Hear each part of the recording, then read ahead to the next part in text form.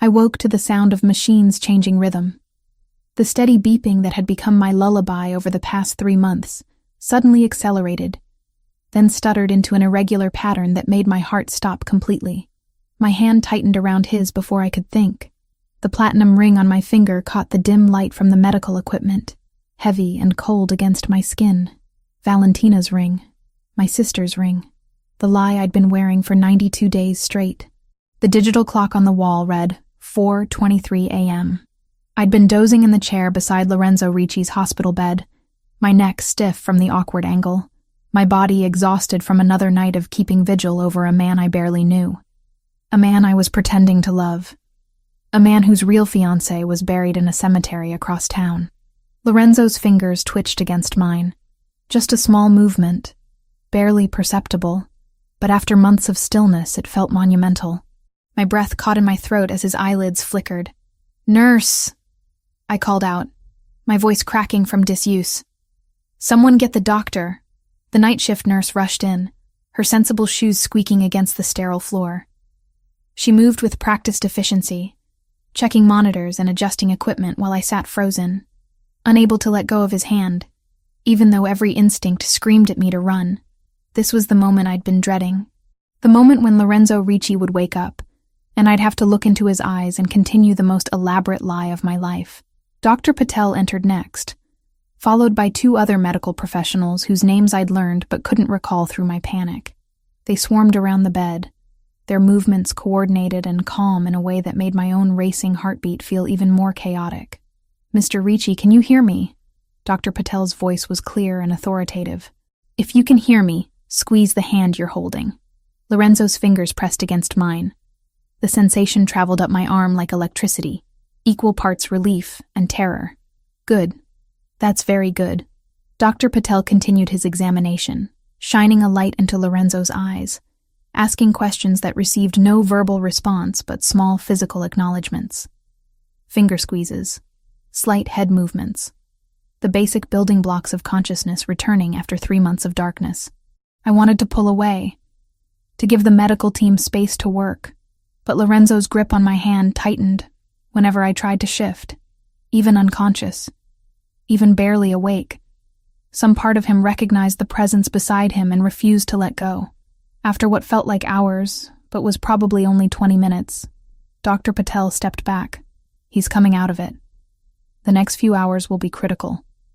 We'll need to monitor him closely, but this is the best sign we've had since the accident. The accident. The sanitized word for the ambush that had killed my sister and nearly killed the man in this bed. The event that had shattered multiple lives and rebuilt mine into this precarious house of cards. Dr. Patel left to update his charts and alert the Ricci family. The nurses adjusted equipment one final time before retreating to give us privacy. And then it was just me and Lorenzo in the quiet pre-dawn darkness, his hand still holding mine, his chest rising and falling with increasing steadiness. His eyes opened slowly, struggling against the weight of medication and trauma. The color was exactly as I remembered from the photos I'd studied obsessively. Dark brown, nearly black in this lighting, with a depth that suggested intelligence and calculation. Eyes that had looked at my sister with love. Eyes that would look at me now expecting to see her. His lips moved, forming sounds that didn't quite become words. I leaned closer, my heart hammering so hard I wondered if he could hear it. "Val." The name emerged as barely more than a whisper, rough from months of disuse. The name that wasn't mine. The identity I'd stolen. The sister I'd buried. "I'm here," I said, because what else could I say? The lie had already been told. The family had made their choice, and I'd agreed to it because I'd been desperate, grieving, and convinced it would only be temporary. Just until he wakes up, they'd said. Just until he's stable. Just until he can handle the truth. But looking at him now, at the confusion and pain and desperate hope in those dark eyes, I realized the truth might destroy him more thoroughly than any physical injury. His eyes closed again, consciousness slipping away as quickly as it had come, but his hand remained tight around mine, an anchor in whatever darkness still pulled at him. The door burst open, and Isabetta Ricci rushed in, her elegant silk robe barely concealing the pajamas underneath, her carefully maintained composure shattered by 3 months of waiting and praying. At 56, she was still beautiful in that effortless way wealthy women achieved through good genetics and better skincare. Her dark hair only lightly threaded with gray, her face lined with worry but not yet age. Is he... She couldn't finish the question. Her hand pressed to her mouth as she stared at her son. He opened his eyes, I said, standing to give her access to the bedside. He said... I hesitated, swallowing the guilt. He said my name. Isabetta's eyes filled with tears. She reached for me, pulling me into an embrace that felt both genuine and suffocating. Thank God. Thank God you were here. Thank God you stayed. I'd stayed because they'd asked me to. Because Valentina's body was barely cold when Isabetta had shown up at my tiny apartment with wet eyes and desperate hands, explaining that Lorenzo needed stability to survive, that the shock of losing his fiancée on top of his injuries might kill him, that I looked exactly like Valentina, and could I please just pretend for a little while, just until he's stronger, she'd said. Just until he can handle the truth, she'd said. Just this once, she'd said. But once had turned into days, then weeks, then months, and now here I stood, wearing my dead sister's ring and accepting congratulations for a vigil I'd kept under false pretenses. You saved him, Isabetta whispered against my hair. By being here, by giving him something to fight for, you saved my son. The words should have felt like absolution. Instead, they felt like a noose tightening around my neck. Over the next 5 days, the hospital room became a revolving door of medical professionals, family members, and quiet moments where I sat alone with Lorenzo, watching him drift in and out of consciousness like someone learning to swim in shallow water. The neurologist confirmed no major brain damage. The physical therapist outlined an aggressive rehabilitation program. The psychiatrist suggested that memory issues and disorientation were normal after prolonged coma and would likely resolve with time. No one mentioned that sometimes people forget entire relationships. No one warned that he might not remember my sister clearly. No one prepared me for the possibility that my deception might work because Lorenzo's own mind was helping me lie. I wore the wine-colored uniform of a private nurse over my deception, a costume that gave me purpose and distance simultaneously. The hospital staff assumed I was family. The Ricci family knew better but played along, and Lorenzo, when he was conscious, simply accepted my presence the way someone might accept sunrise. Expected, natural, unquestioned. Anthony Ricci appeared on the second day, taking up residence in the corner of the room like a well-dressed shadow. At 32, he'd aged faster than his younger brother, the weight of helping run the family business, etching lines around his eyes and mouth that no amount of expensive grooming could erase. His light brown hair was carefully styled, his blue eyes sharp and assessing in a way that made me want to hide. He watched me, not obviously, not threateningly, but with the steady attention of someone conducting an inventory, checking boxes, looking for discrepancies. "You're holding up well," he commented on the third day, his voice neutral as he sipped espresso from a cup that probably cost more than my rent. "I'm doing what anyone would do," I replied, adjusting Lorenzo's blanket with hands that had learned to be careful around medical equipment. Most people would have left by now. His eyes tracked my movements. The shock, the trauma, the uncertainty. Most people wouldn't sit vigil for 3 months beside a hospital bed. My throat tightened. Was this a test? Did he suspect? "I love him," I said, and the lie tasted like ash. Anthony nodded slowly, but something in his expression suggested he was filing the conversation away for later examination. Valentina always was devoted, even when things were difficult. I didn't know what things he meant.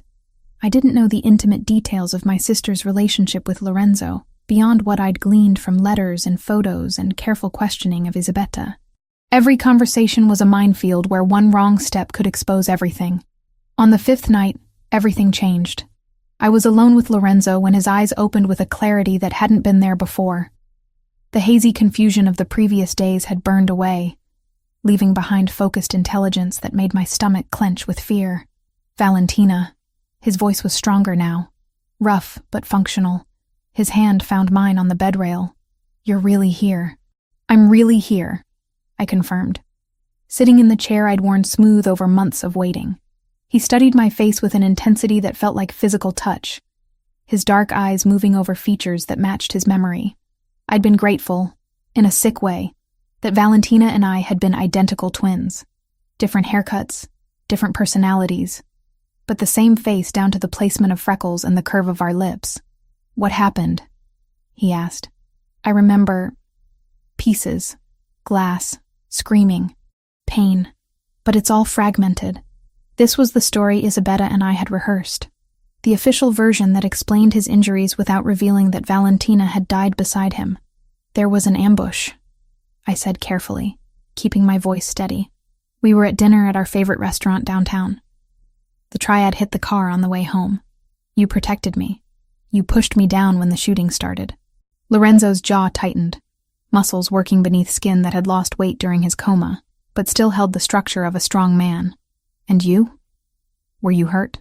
"Minor injuries," I said, which was true for me but would have been a lie for Valentina. "Nothing serious. I was lucky." "Lucky," he repeated, and something dark crossed his expression. "We were attacked, and you call it lucky." "We survived," I amended. "That's what matters." His thumb traced circles on the back of my hand, a gesture that should have felt intimate but instead felt like he was testing the shape of my bones, confirming my reality. "How long?" 3 months, 1 week, and 4 days. He closed his eyes, processing. When he opened them again, there were tears gathering at the corners. "You stayed. Through all of it, you stayed.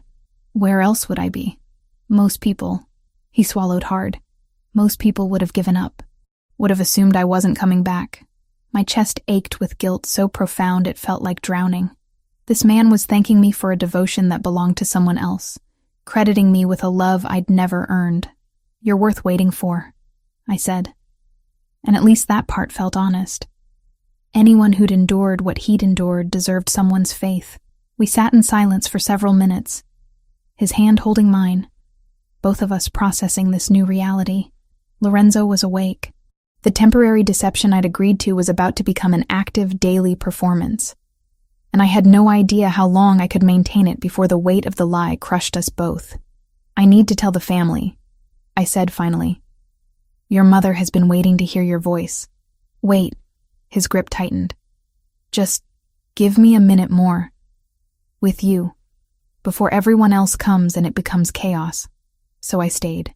And in that quiet moment before dawn fully broke, I memorized the feel of his hand around mine, the sound of his breathing, the way he looked at me like I was his entire world. Because soon, when he was stronger, when his memories were clearer, when the truth finally emerged, all of this would shatter, and I would be the one holding the pieces of something I'd helped destroy. On the 8th day after Lorenzo woke, Isabetta found me in the hallway outside his room. The private wing of the hospital was quiet, expensive, designed for families who could afford privacy alongside their suffering.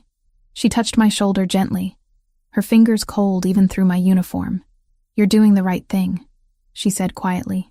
"I know this is difficult. I know it's not what you signed up for. But Lorenzo needs this stability to recover properly."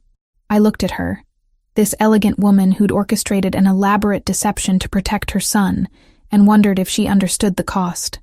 What happens when he remembers? When his memory fully returns? Isabetta's expression flickered with something that might have been doubt before hardening back into resolve. By then he'll be strong. By then he'll be able to handle the truth. But right now, in this fragile state, the shock could set back his recovery by months. Or worse. "You're asking me to build a relationship on lies. I'm asking you to give my son time to heal." Her voice dropped to barely above a whisper. "Please, Lucia. For Valentina. Don't you think she'd want her sister to protect the man she loved?" That was the cruelest part of the manipulation. She was probably right. Valentina would have asked me to do exactly this. My sister had loved Lorenzo with a fierce completeness I'd envied from the safe distance of my own lonelier life. She would have moved mountains to protect him. So I was moving them for her. I nodded once, agreeing again to a deception that grew heavier with each passing day. Isabetta squeezed my shoulder in what I supposed was meant as comfort, then returned to her son's room where she could be the concerned mother without the burden of orchestrating lies. I stood alone in the hallway, the ring on my finger catching the harsh hospital lights, and wondered how far into the quicksand I could walk before I lost the ability to pull myself back out. 2 weeks after Lorenzo opened his eyes for the first time, the private medical wing of the Ricci mansion became his personal rehabilitation center. The family had spared no expense, converting an entire section of the East Wing into a state-of-the-art facility, complete with equipment that looked like it belonged in an Olympic training center rather than a private home. I watched from the doorway as Lorenzo attempted to lift a weight that probably weighed less than 5 pounds. His arm shook with the effort, muscles that had once been powerful now atrophied from months of disuse. Sweat beaded on his forehead, despite the climate-controlled comfort of the room. "Again," the physical therapist commanded, a stern woman named Patricia, who'd been hired specifically because she didn't coddle her patients. 10 more repetitions. Your body remembers how to do this." Lorenzo's jaw clenched as he pushed through another lift.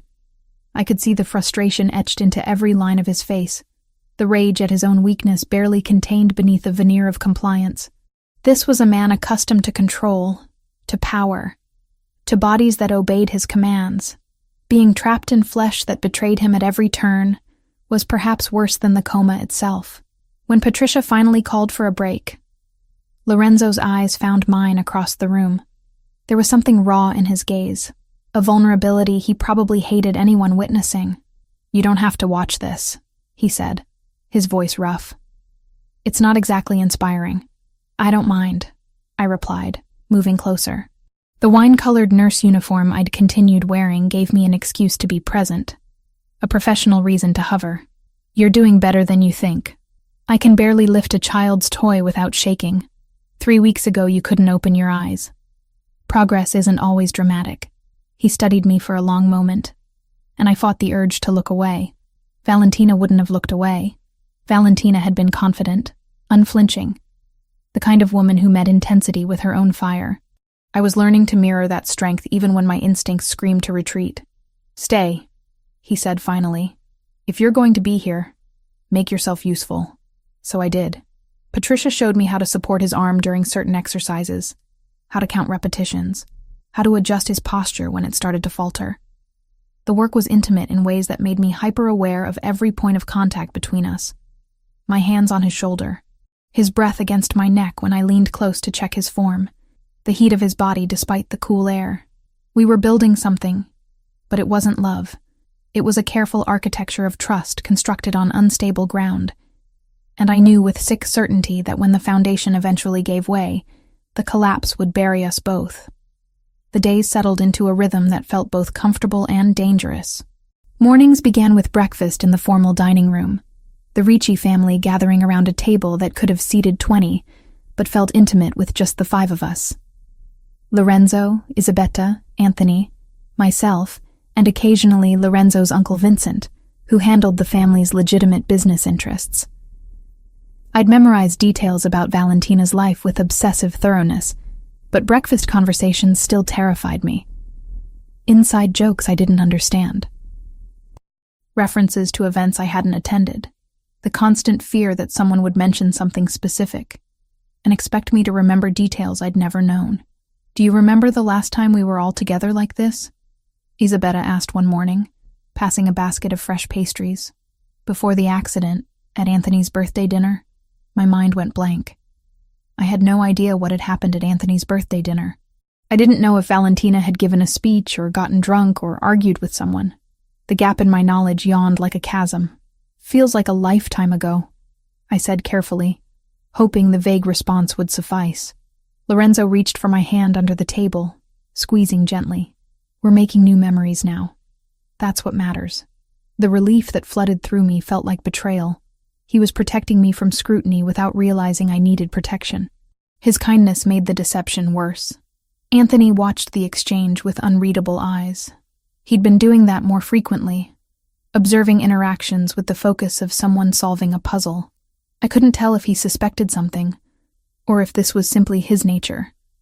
The older brother who'd learned to be cautious in a world where trust could be weaponized. Afternoons belonged to physical therapy.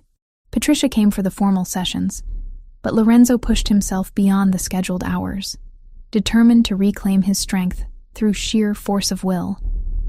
and I found myself staying long after Patricia left, helping with exercises that probably didn't require assistance, but gave me a reason to be close to him. During the third week, something in Lorenzo snapped.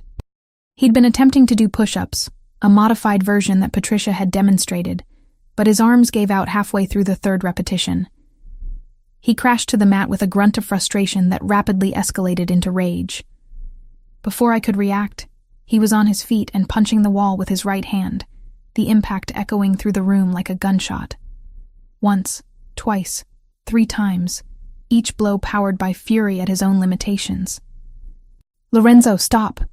I grabbed his arm, trying to pull him back before he did serious damage. His knuckles were already bleeding, skin split over bone. He froze at my touch, chest heaving, eyes wild with something that looked dangerously close to despair. For a moment we stood there, his arm tense under my grip, both of us breathing hard. "Let me see," I said quietly, releasing him to examine the damage.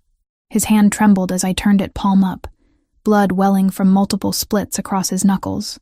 I guided him to sit on the weight bench and retrieved the first aid kit I'd learned to keep stocked in the therapy room. Gauze, antiseptic, bandages, the supplies of damage control. He watched in silence as I cleaned the wounds with careful efficiency, dabbing away blood with gauze soaked in antiseptic. The alcohol must have stung, but he didn't flinch, didn't make a sound. His eyes tracked my movements with laser focus, cataloging the professional precision of my technique. "You're good at that," he observed. "Too good for someone who's never had medical training." My heart stuttered, but I kept my hands steady. "I learned after the accident. I wanted to be prepared in case..." I trailed off, letting implication fill the gap. "In case you got hurt again. In case I needed to help you." The lies were becoming easier to tell, which terrified me more than the awkward fumbling had. "Prepared," he repeated, and I couldn't tell if he believed me or was simply choosing to accept the explanation. "You've thought of everything." Someone had to. I wound clean gauze around his knuckles with practiced care, securing it with medical tape. "Your physical therapist would kill me if I let you damage yourself before she could push you properly." The corner of his mouth lifted in something that wasn't quite a smile. "My physical therapist is terrifying. She's effective. Same thing in her profession." He flexed his bandaged hand experimentally, testing the wrap. "Thank you for not lecturing me about the stupidity of punching walls." Would it have helped? No. Then why waste both our time? I began repacking the first aid kit, needing something to do with my hands that didn't involve touching him. The intimacy of treating his injury had left me feeling exposed, like I'd revealed something I couldn't name. "Valentina." His voice stopped me mid-motion. I turned to find him watching me with an expression I couldn't decipher. "I know this isn't what you signed up for. Taking care of an invalid, sitting through hours of pathetic attempts at physical therapy, watching me have breakdowns over things that should be simple. You could leave. You have my family's support, access to resources. No one would blame you for needing distance." The offer was genuine.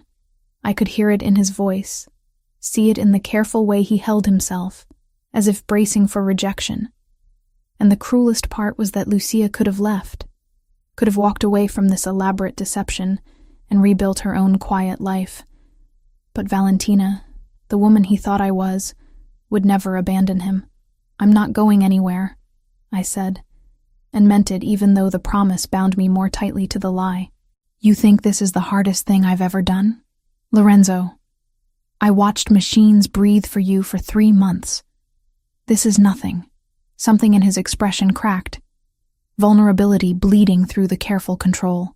"I don't deserve you." The words hit like a physical blow. He was right, but not in the way he meant. I was the thing he didn't deserve, the poison disguised as medicine, the betrayal wearing his fiancé's face. "Let's agree to disagree on that," I managed, forcing lightness into my tone. "Now, do you want to try those push-ups again, or should we call it for today?" Again. The determination was back, burning away the momentary weakness. "I'm not ending on failure." So we worked through another set, and then another, until exhaustion finally forced him to admit defeat. But there was satisfaction in that exhaustion, the knowledge that he'd pushed himself to a genuine limit, rather than giving up when it became uncomfortable. The evenings were mine alone, stolen hours after the family retired to their separate wings of the mansion. I'd lock myself in the guest room that had become my prison and my sanctuary, spreading photos and letters across the bed like evidence in an investigation. Valentina smiled up at me from a dozen different moments. At a charity gala, wearing a dress the color of blood, on a beach somewhere tropical, her hair wild with wind and sea spray. Pressed close to Lorenzo in what looked like a restaurant, both of them laughing at something outside the frame. I studied each image like a religious text, memorizing not just her face, but the way she held herself, the tilt of her head when she smiled, the way her hand rested on Lorenzo's arm, casual and possessive, the confidence that radiated from her in waves, the certainty of a woman who knew exactly who she was and what she wanted. I practiced her laugh in the mirror, the way she threw her head back and let joy escape without restraint. So different from my own quiet amusement, the muted responses I'd learned growing up as the quiet twin, the shadow, the one who took up less space. The videos were harder. Isabella had given me access to her personal collection, dozens of clips from family gatherings and private moments. I watched Valentina navigate these interactions with effortless grace. She touched people when she talked to them, her hand on their shoulder or arm, creating instant intimacy. She wore her nails long and painted them dark red, almost burgundy. She moved through rooms like she owned them, never hesitating, never second-guessing. I trimmed my nails to match hers, and bought 3 bottles of nail polish in slightly different shades of burgundy before finding the exact color. I practiced her gestures until my shoulders ached, forcing myself to reach out and touch invisible people in ways that felt invasive and wrong for someone as introverted as me. I was becoming someone else, shedding my own personality like an ill-fitting coat and wrapping myself in my dead sister's skin. And the most terrifying part was how natural it was starting to feel. On the morning that Isabella appeared with the wedding dress, I was having coffee in the breakfast room, reviewing my mental notes about an upcoming dinner with Lorenzo's business associates. I'd managed to learn the basics: who hated whom, which alliances were fragile, what topics to avoid in polite conversation. Lucia, Isabella's voice made me look up. She stood in the doorway holding a garment bag that looked expensive even covered. I thought, now that Lorenzo is recovering so well, perhaps we could begin thinking about the wedding again. The wedding, the ceremony that Valentina had been planning when she died, the future that was supposed to be hers. My stomach turned to ice. I'm not sure Lorenzo is strong enough for wedding planning yet. Not planning, just reconnecting with the dream. Isabella moved into the room with the careful steps of someone approaching a skittish animal. This is the dress Valentina chose. I thought maybe you'd like to try it on, see if it still fits. We could have it altered if needed. The dress inside the bag was exactly what Valentina would have chosen. Champagne silk with French lace overlay, elegant without being ostentatious, the kind of dress that whispered wealth rather than shouting it. The construction alone probably cost more than I'd earned in the past year, working 2 jobs while Valentina lived her elevated life. It's beautiful, I managed, the words sticking in my throat. Will you try it? Isabella's eyes were hopeful, eager, seeing only the happy ending she'd orchestrated through deception. Just for me. Just to see. I couldn't refuse without raising suspicion. Couldn't explain that putting on my dead sister's wedding dress felt like desecration, like wearing grave clothes stolen from a corpse. So I took the garment bag and retreated to my room with promises to show her later. I hung the bag in the closet and stared at it for 20 minutes before my stomach rebelled completely. I barely made it to the bathroom before vomiting, my body rejecting the lie with more honesty than my mouth could manage. The dress stayed in the closet. When Isabella asked later, I told her it brought back too many memories of the accident, too much trauma associated with wedding planning when we'd nearly lost everything. I needed more time. She accepted the explanation with sympathy, storing the dress away without argument. But I caught Anthony in the hallway afterward, his lean frame propped against the wall, in a pose that was too casual to be coincidental. "Difficult day?" he asked, his blue eyes tracking my movements with uncomfortable precision. The dress was overwhelming, understandable. Trauma changes people, changes how they relate to memories, to objects, to plans they made before everything fell apart. He paused, and something in that pause felt weighted, Sometimes those changes are so profound that the person who emerges isn't quite the same as the person who went in. My pulse kicked up. Was he suggesting something specific, or simply making conversation? I'm still me, I said carefully. Just adjusting. Of course. Anthony pushed off the wall. Just remember that changes need to be monitored, for everyone's safety. That's all I'm saying. He walked away before I could respond, leaving me alone in the hallway with the sick certainty that he suspected something. Maybe not the full truth, but enough to be watching, enough to be dangerous. That night, everything shifted again. I was helping Lorenzo with his final exercises of the day, supporting his weight as he attempted single-leg balances that tested both strength and coordination. His hand gripped my shoulder for stability, his body pressed close enough that I could feel the heat of exertion radiating from his skin. "That's good," I said, as he held the position for a count of 10. Patricia would be impressed. Patricia is never impressed. I was but there was satisfaction in his voice, the pleasure of measurable progress.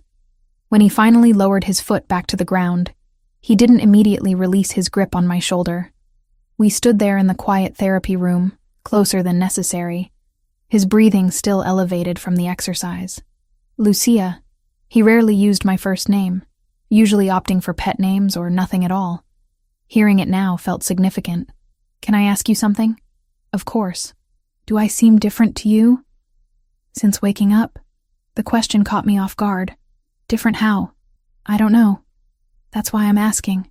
His hand slid from my shoulder but didn't go far, settling at the curve of my waist instead. "The doctors say some memory issues are normal, that certain details might be hazy, but it feels like more than that sometimes. Like I'm seeing things with new eyes, and not sure if the newness is because of the coma, or because the things themselves have changed." My heart hammered against my ribs. "What kinds of things?" "You." His thumb traced a small circle against my hip through the fabric of my uniform. "The way you move. The way you talk. Small things that don't match my memories but could just be time distorting everything." This was dangerous territory. I needed to redirect before he started cataloging specific discrepancies. 3 months is a long time. We've both been through trauma. Maybe we're both different now. He considered this, his dark eyes searching my face for something I couldn't name. Maybe, or maybe I'm finally seeing clearly for the first time. Before I could process what that meant, he leaned in and pressed his lips to mine. The kiss was brief, tentative, a question rather than a statement. His mouth moved against mine with careful uncertainty, testing boundaries and reactions. I froze for a critical second, before remembering that Valentina would have kissed him back, would have met his uncertainty with confidence. So I responded, my lips parting slightly, one hand coming up to rest against his chest, where I could feel his heart beating as rapidly as my own. The kiss deepened fractionally before he pulled back, his expression unreadable in the dim lighting of the therapy room. "Sorry," he said, though he didn't look particularly sorry. I should have asked first. "You don't need permission to kiss your fiancé." The words came out steady despite the chaos in my chest. This was my first kiss with Lorenzo Ricci, but for him, it should have been one of hundreds, thousands, a familiar act rather than an exploration. It felt like I did. His hand was still on my waist, warm and grounding, like we're starting over somehow. Maybe we are. Maybe that's not a bad thing. He nodded slowly, processing. When his hand finally dropped and he stepped back, I saw calculation behind his eyes, thoughts moving in patterns I couldn't track. He was filing this moment away, adding it to whatever internal database he was building. Testing me, I realized. He'd been testing to see if the kiss felt right, if my responses matched his memories, if the woman standing in front of him was the same one he'd planned to marry. And I had no idea if I'd passed or failed. 6 weeks after Lorenzo opened his eyes in that hospital bed, he moved through the mansion's gym with a fluidity that seemed impossible for someone who'd spent 3 months in a coma. The doctors called it remarkable. Patricia called it stubborn determination overriding medical science. I called it terrifying. Because the stronger Lorenzo became physically, the sharper his mind grew. And a sharp mind was dangerous when it started noticing inconsistencies. "Your form is improving," I observed from my usual position near the weight bench. watching him complete a set of pull-ups that would have been impressive for anyone, let alone someone still technically in recovery. He dropped to the ground with barely a grunt, reaching for the towel I'd learned to keep ready. Muscle memory is a strange thing. My body remembers what to do even when my conscious mind doesn't. There was something weighted in that statement, an undercurrent I couldn't quite identify. Lorenzo had been making comments like that more frequently, observations about memory and recognition that felt like tests I didn't know how to study for. The mind heals slower than muscle, I offered, handing him a water bottle. Give it time. Time. He took a long drink, his eyes never leaving mine. Everyone keeps telling me to give things time. As if waiting long enough will make the pieces fit together the way they're supposed to. My stomach tightened, but I kept my expression neutral. Are the pieces not fitting? Some are. Some aren't. I can't tell yet if it's because the puzzle changed or because I'm trying to force the wrong pieces into place. Before I could formulate a response that didn't sound defensive, his phone buzzed with an incoming message. He glanced at the screen and his entire demeanor shifted, the introspective man disappearing behind the mask of a businessman with decisions to make. I have a meeting in an hour, he said, already moving toward the door. Russian suppliers. Anthony wants me present even though he's been handling them fine without me. Do you need anything?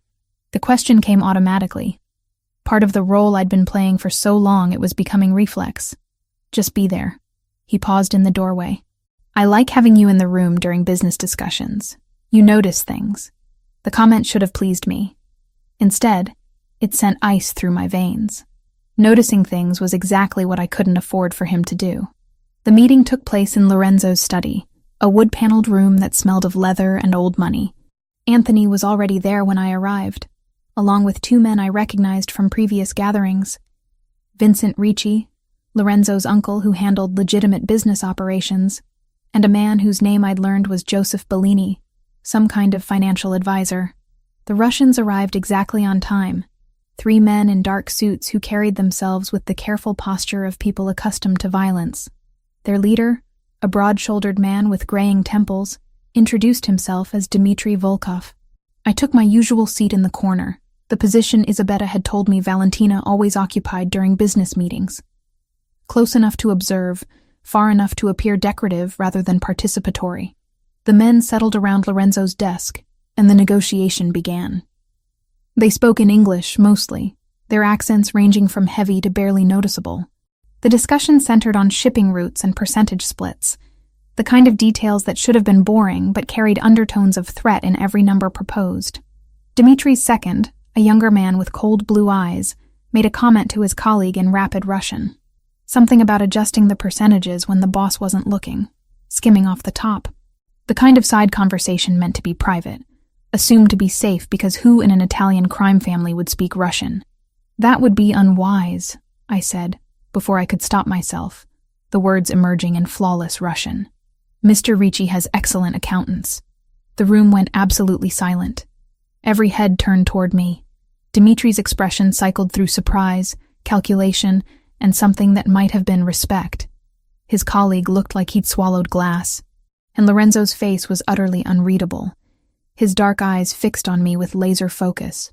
You speak Russian, Dmitry said in English, his tone carefully neutral. My heart hammered so hard I was certain everyone could hear it. I'd just made a catastrophic mistake, revealed knowledge that Valentina hadn't possessed, exposed myself in front of witnesses who would remember. I've been learning, I said, keeping my voice steady through sheer force of will. After the attack, I thought it would be wise to understand what our international associates are saying. For security purposes, Lorenzo's fingers drummed once against his desk, a controlled movement that somehow conveyed volumes. An excellent precaution, he said smoothly. Perhaps we should conduct the rest of this meeting assuming everyone understands everyone. Transparency builds trust, doesn't it, Dmitry? The Russian inclined his head, and the negotiation resumed with notably more careful language from all parties. But I felt Anthony's eyes on me throughout the rest of the meeting, watching, assessing, filing away this new piece of information into whatever mental database he was constructing. When the Russians finally left 90 minutes later, their deal agreed upon and hands shaken, I tried to slip out with them. Lorenzo's voice stopped me at the door. A moment, please. I turned back to find the study empty, except for Lorenzo and Anthony. The brothers stood near the desk, their body language eerily similar despite their different coloring. Both had their hands in their pockets. Both wore expressions of polite interest that didn't reach their eyes. "When did you learn Russian?" Lorenzo asked, his tone conversational, but his gaze sharp. "I've been studying for a few months. Online courses, mostly. I had a lot of time while you were—" I let the sentence trail off. The implication clear. "While you were in a coma, I had nothing to do but wait and prepare for threats." Valentina never mentioned an interest in languages before. This came from Anthony, his voice mild but pointed. "I never mentioned a lot of things." The response came out sharper than intended, defensive in a way that Valentina probably wouldn't have been. I softened my tone. The attack changed my perspective, made me realize how vulnerable we are when we don't understand what's happening around us. Lorenzo studied me for a long moment, and I forced myself to hold his gaze, even though every instinct screamed to look away. Finally, he nodded. "That was well done today. Dimitri's people won't try to cheat us now that they know we understand them." The dismissal was clear. I escaped to my room and sat on the edge of the bed with shaking hands, replaying the scene over and over. How many other mistakes had I made without realizing? How many small discrepancies had Lorenzo and Anthony catalogued, building toward a conclusion I couldn't afford for them to reach? 2 days later, the family gathered for dinner in the formal dining room. It was a Thursday, which meant Isabella had asked the chef to prepare traditional Italian dishes, rather than the fusion cuisine she sometimes favored for more casual meals. The table was set with china that probably cost more than a car, crystal glasses that caught the light from the chandelier overhead, and enough silverware to confuse someone who hadn't spent weeks memorizing proper dining etiquette from online videos. I'd learned to navigate these dinners through careful observation and strategic silence. Let others lead conversations. Smile at jokes even when I didn't fully understand the context. Never volunteer information that might contradict something Valentina had said or done months ago. The first courses passed without incident. Conversation flowed around topics I'd learned to track. Business developments that skirted the line between legal and not. Family friends experiencing various dramas, speculation about rival families and their movements. Then Isabella gestured to the staff, and they brought out the main course. "Pumpkin gnocchi," she announced with clear pleasure. "I asked Chef Mario to make Valentina's favorite tonight. It's been so long since we had it. And with Lorenzo recovering so well, I thought it would be nice to celebrate with the things we love." The plate set in front of me looked beautiful, pillowy gnocchi in a brown butter sage sauce that smelled rich and earthy. Around the table, everyone made appreciative noises and began eating. I picked up my fork and took a bite. The flavor was fine, good, even, by objective standards. But I'd never particularly enjoyed pumpkin and savory dishes. Found the sweetness awkward against the sage and butter. My face must have done something, some micro-expression of disappointment or distaste. Because when I looked up, Lorenzo was watching me with that focused intensity that had become increasingly common. "You don't like it," he observed quietly. Everyone's attention swiveled to me. Isabella's face fell slightly, confused and concerned. Anthony's eyes narrowed fractionally. Vincent paused mid-bite. "No, it's delicious," I said quickly, taking another forkful to prove the point. "I was just thinking about something else. It's perfect, really. You used to say this was your favorite dish." Lorenzo's voice was still quiet, but there was steel underneath the casual tone. "You'd request it for every birthday, every celebration. You'd eat it until you were sick." The bite of gnocchi turned to paste in my mouth. I swallowed with difficulty, scrambling for an explanation that would make sense. "Tastes change," I managed. "After the accident, after everything, I guess my preferences shifted. Trauma does that sometimes." The excuse was wearing thin. I could see it in the way Lorenzo's jaw tightened, the way Anthony set down his fork with deliberate care. How many times could I blame the accident for being a different person before they stopped accepting the explanation? "Of course," Isabella said, rushing to fill the uncomfortable silence. "That makes perfect sense. Our bodies and minds process trauma in unexpected ways. Would you like Chef Mario to prepare something else?" "No, this is fine, really." I forced myself to eat more, to clean my plate like someone who was simply being polite, rather than someone choking down evidence of her own deception. The rest of dinner passed in stilted conversation that everyone pretended was normal, but the damage was done. Another crack in the facade. Another reason for Lorenzo to question whether the woman sitting across from him was the same one he'd planned to marry. In the 8th week after Lorenzo's awakening, I started noticing the surveillance. It was subtle at first. A black SUV parked across from the cafe where I'd stopped for coffee. The same vehicle idling near the boutique where I'd gone to pick up alterations on one of Valentina's dresses that didn't quite fit my slightly different proportions. A glimpse of it in my rearview mirror on the drive back to the mansion. By the 3rd sighting, I was certain. Someone was following me. My first thought was the triad. Some delayed retaliation for the attack that had put Lorenzo in a coma. But the surveillance felt too obvious, too consistently visible. If they wanted to hurt me, they wouldn't advertise their presence, which meant it was someone else. Someone who wanted me to know I was being watched. On the 4th day of noticing the SUV, I pulled into the mansion's driveway and parked near the garden entrance rather than the main house. I waited, counting seconds, until the black vehicle rolled to a stop just outside the property gates. Then I got out and walked directly toward it. The driver's window rolled down as I approached, revealing Anthony's carefully neutral expression. He sat behind the wheel himself rather than using a driver, which somehow made the whole thing worse. This wasn't delegated surveillance. This was personal. "Are you planning to follow me everywhere?" I asked, keeping my voice level despite the anger and fear churning in my gut. "Just conducting due diligence." He turned off the engine and stepped out of the vehicle, his tall frame unfolding with casual grace. Standard security protocol after an attack like the one you and Lorenzo survived. "We've been monitoring everyone close to the family. For 8 weeks? For as long as necessary."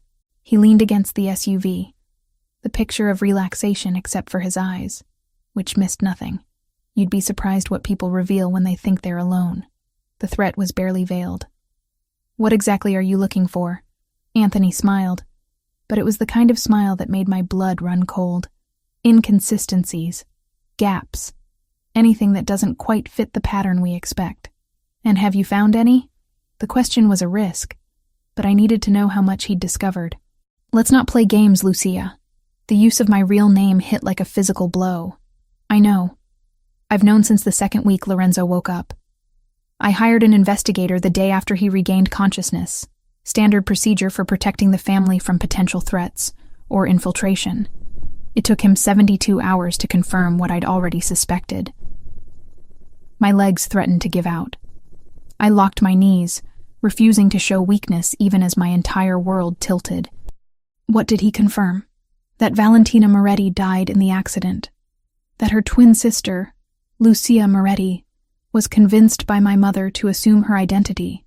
That this entire charade has been orchestrated by my family to protect Lorenzo during his recovery. He pushed off from the SUV, closing the distance between us. "I know everything."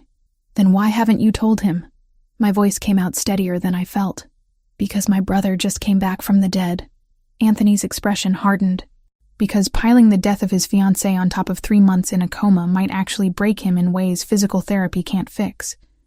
Because despite the lie you're living, I believe your presence has helped his recovery. But I can't let this continue indefinitely." He pulled out his phone, tapped something, then showed me the screen. It was a calendar, with a date circled 2 weeks from now. Lorenzo will be medically cleared for full activity by this date. No more physical restrictions, no more cognitive concerns, no more excuses about trauma and healing. When he reaches that point, he deserves the truth. My throat closed around words I couldn't form. "You have 2 weeks, Anthony continued, pocketing his phone. 2 weeks to find the courage to tell him yourself, to control how the revelation happens, to at least give him the respect of honesty from someone he trusts. If you don't," he let the sentence hang, the implication clear. "You'll tell him. I'll tell him everything. And Lucia?" He waited until I met his eyes. "It will be kinder coming from you. More controlled, less catastrophic. I'm giving you a chance to do the right thing. I suggest you take it." He got back in the SUV and drove through the gates, leaving me standing alone in the driveway with the weight of a deadline crushing down on me. 2 weeks. 14 days to figure out how to confess the unconfessable. How to tell a man who'd trusted me that everything about our relationship was built on lies. How to explain that the woman he loved was dead, and I'd been wearing her life like a costume. That night, I locked myself in my room and tried to write a confession. The words wouldn't come. Every sentence I started sounded wrong, inadequate, impossible to say out loud without destroying everything. I tried again the next night, and the next, filling pages with false starts and crossed-out attempts, none of them capturing the enormity of what I'd done, or finding a way to frame it that didn't make me sound like a monster. During the day, I continued the performance, sitting through meals with the family, helping Lorenzo with exercises he barely needed assistance with anymore, playing the role of devoted fiancé to a man who was starting to look at me like I was a puzzle he was very close to solving. Because Lorenzo was watching me now with the full force of his considerable intelligence. Every gesture I made, every word I chose, every reaction to familiar situations was catalogued and analyzed. I could see him building his case, assembling evidence toward a conclusion I couldn't let him reach on his own. The deadline Anthony had given me ticked down like a bomb. 12 days. 10 days. 8 days.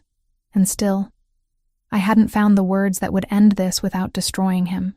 In the 9th week after his awakening, during an evening where we sat together in the library reviewing business reports he'd asked me to help with, Lorenzo closed the folder in front of him and turned to face me fully. "You're afraid of something," he said without preamble. "I've been watching you, and there's fear in everything you do. The way you hesitate before answering questions.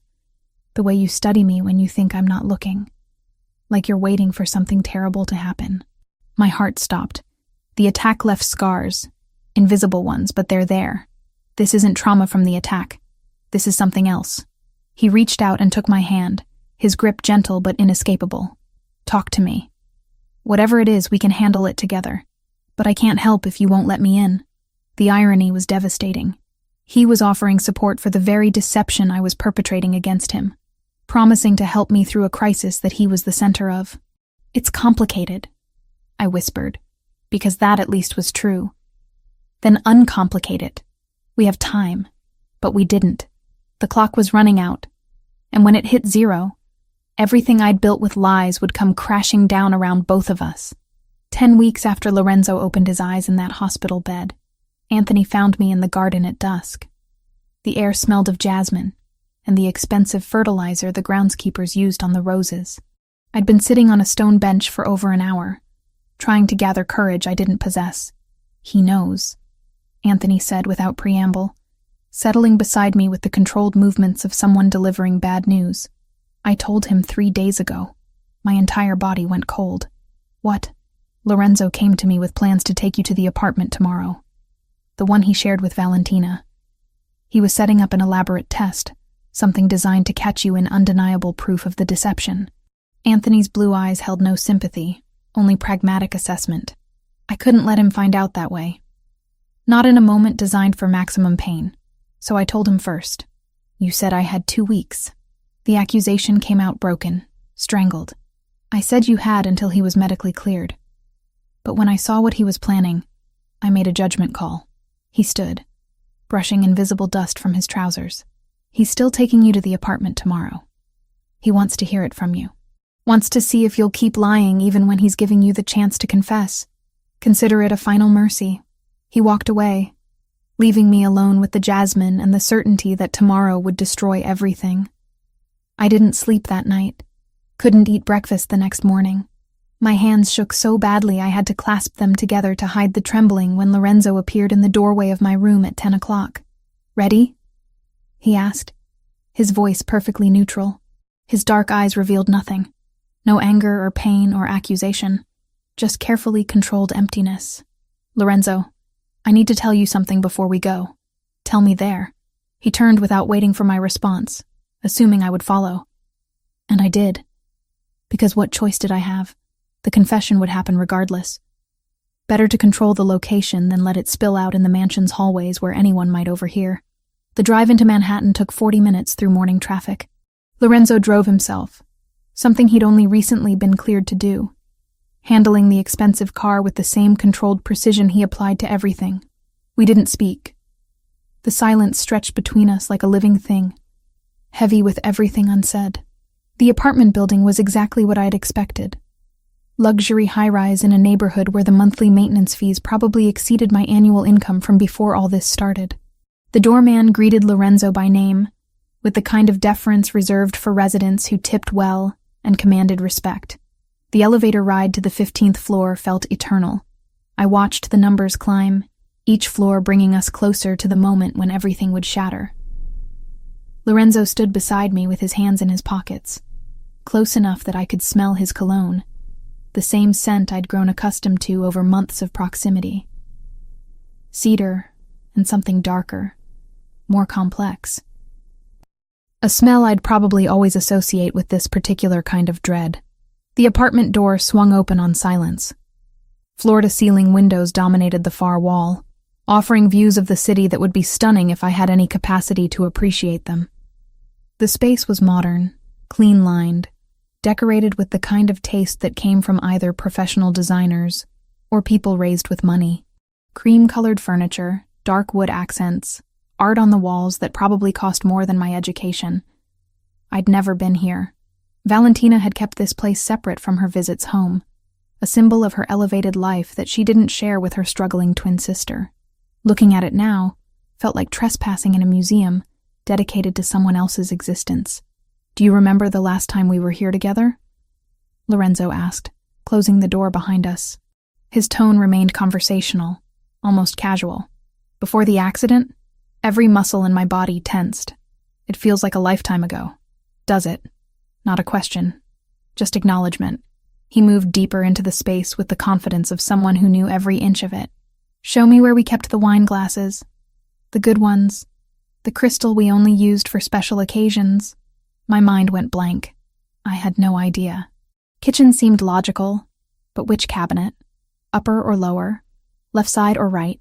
The ignorance yawned before me like a chasm with no bottom. "I don't..." My voice cracked. "Lorenzo, please, try," he suggested, still with that terrible gentleness. "It was your home, too. Surely you remember where we kept things." I walked toward the kitchen because standing frozen would be worse. Opened a cabinet at random and found dinner plates. Tried another and discovered mixing bowls. Lorenzo watched from the doorway, his expression unchanging as I fumbled through my own ignorance. "They're in the upper cabinet beside the sink," he said finally. "You picked them out yourself." Insisted on Waterford crystal even though I thought it was excessive for an apartment we barely used. The words were daggers, each one precisely placed. I abandoned the cabinets and turned to face him, my back pressed against the counter like it could provide support my legs no longer could. "The guest bathroom," he continued, moving to lean against the opposite counter. The kitchen felt too small suddenly, claustrophobic despite the expensive appliances and granite countertops. "What color are the towels?" "I don't know." "The bedroom closet. Which side is mine?" "I don't know." "The painting in the living room, the abstract piece above the sofa. Where did we buy it?" "I don't know." The words came out too loud, echoing off the expensive surfaces. "Lorenzo, please stop." One more. He pulled out his phone, tapped something, and music filled the apartment. Jazz, old school, the kind that felt intimate and melancholy. "This song, do you remember it?" I shook my head, tears already gathering in my eyes. "We danced to it right there in the living room the night I proposed. You were barefoot because you'd kicked off your heels at dinner. You stepped on my foot 3 times and laughed every time. When the song ended, you said yes." His voice never rose, never broke. The control was somehow worse than shouting would have been. "Do you remember any of that?" "No." The confession emerged as barely more than a whisper. Lorenzo turned off the music. The silence that replaced it felt apocalyptic. He moved to the cream sofa and sat with deliberate care, gesturing to the chair across from him like we were about to have a civilized conversation, rather than watch my entire world collapse. "Sit down, Lucia." The use of my real name made my knees give out. I collapsed into the chair more than sat, my hands gripping the armrests like they were the only solid things in a dissolving reality. "Anthony told me 3 days ago," Lorenzo said, his dark eyes finally showing emotion. Pain, anger, betrayal, all carefully controlled but visible beneath the surface. He'd hired an investigator the week I woke up. Standard security protocol. Found out the truth within days. But he kept it quiet because he was trying to protect me. Give me time to heal before hitting me with more trauma. Lorenzo, let me finish. The command was quiet but absolute. 3 days ago, Anthony came to me because he realized I was planning this exact scenario, bringing you here to prove what I'd already started to suspect. He decided it would be less cruel to prepare me first, to give me time to process before confronting you. So I've known for 3 days that my fiancé died in the accident, that her twin sister has been impersonating her for months, that my entire family conspired to lie to me about the most fundamental truth of my life. Each sentence hit like a physical blow. I doubled over in the chair, sobs tearing from my chest before I could stop them. I'm sorry. I'm so sorry. I never meant, tell me everything. His voice cut through my breakdown with surgical precision. No more lies. No more half-truths. Everything. So I did. Through tears and gasping breaths, I confessed it all. How Isabetta had come to me 2 weeks after the accident, when Valentina's body was barely buried. How she'd explained that Lorenzo needed stability to survive, that the shock might kill him or set back his recovery permanently. How she'd convinced me it would be temporary, just until he woke up, just until he could handle the truth. I told him about studying photos and videos until my eyes burned, about practicing Valentina's laugh and gestures and the way she moved through rooms, about the terror of every meal, every conversation, every moment when someone might reference something I didn't know, about the wedding dress I couldn't bring myself to try on, about falling asleep each night, drowning in guilt. I never wanted to hurt you. I finished, my voice wrecked from crying. I thought it would be days, maybe a week or 2. I never imagined it would go on this long. Never thought I'd end up caring about you while wearing my dead sister's face. Lorenzo sat motionless throughout the entire confession, his expression carved from stone. When I finally fell silent, he didn't speak immediately. The pause stretched until I wanted to scream just to break it. Valentina died in my arms, he said eventually. I remember it now, every detail. The way the light left her eyes, the exact moment when I knew she was gone. And then I woke up months later to find her sister sitting beside my bed, wearing her ring, letting me believe in a miracle that never happened. I'm sorry. Stop apologizing. He stood abruptly, pacing to the windows and staring out at the city below. Apologies don't fix this. They don't undo months of deception. They don't bring back the woman I loved or restore the trust you all decided I didn't deserve to have. You're right. Nothing I say will fix this. My mother. He turned back to face me, and the betrayal in his eyes was almost unbearable to witness. Anthony. You. Everyone I should have been able to trust decided I was too fragile to handle the truth. Decided to play with my life like I was a child who needed protection from reality. We were trying to help. By lying to me? His control finally cracked, anger bleeding through in his raised voice. By letting me believe my fiancé survived when she's been dead this entire time?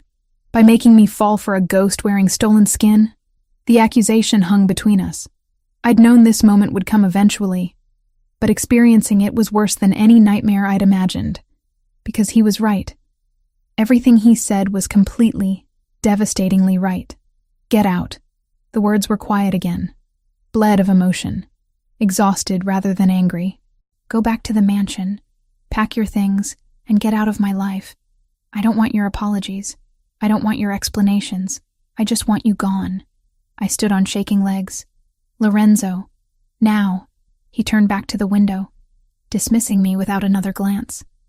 Before I say something we'll both regret more than we already do. The drive back to the mansion was a blur. I don't remember traffic or stoplights or anything beyond my hands gripping the steering wheel and the taste of tears I couldn't stop. The security gates opened automatically, recognizing my car, unaware that I was about to be exiled from the sanctuary they protected. I parked and walked straight to my room, moving on autopilot, pulled my single suitcase from the closet and started throwing in the few possessions that actually belonged to me. Most of the clothes I'd been wearing were Valentina's, altered to fit my slightly different proportions. I left them hanging where they'd always belonged, returning borrowed things to their proper owner's ghost. The sound of the door opening made me turn. Isabella stood in the doorway, her elegant composure cracked by obvious distress. She'd been crying, I realized. Mascara smudged beneath her eyes, her carefully maintained appearance disheveled in a way I'd never seen. "Lucia, wait."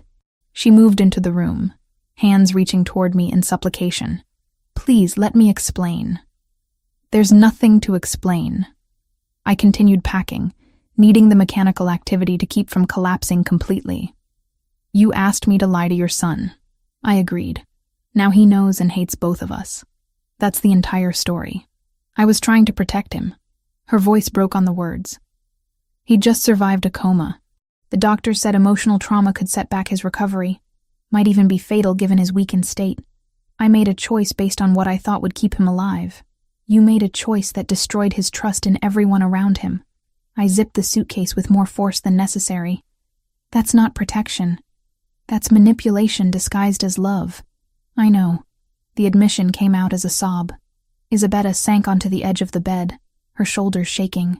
I'd never seen her like this, stripped of the careful control that usually defined her. "I know I was wrong. I've known for weeks, maybe months, but I didn't know how to stop it once it started. Didn't know how to tell him the truth without destroying everything. For a moment, I felt something like kinship with this woman who'd orchestrated my deception.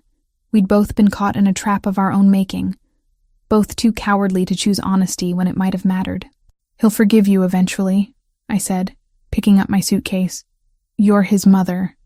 He loves you even when he hates what you've done. But me?"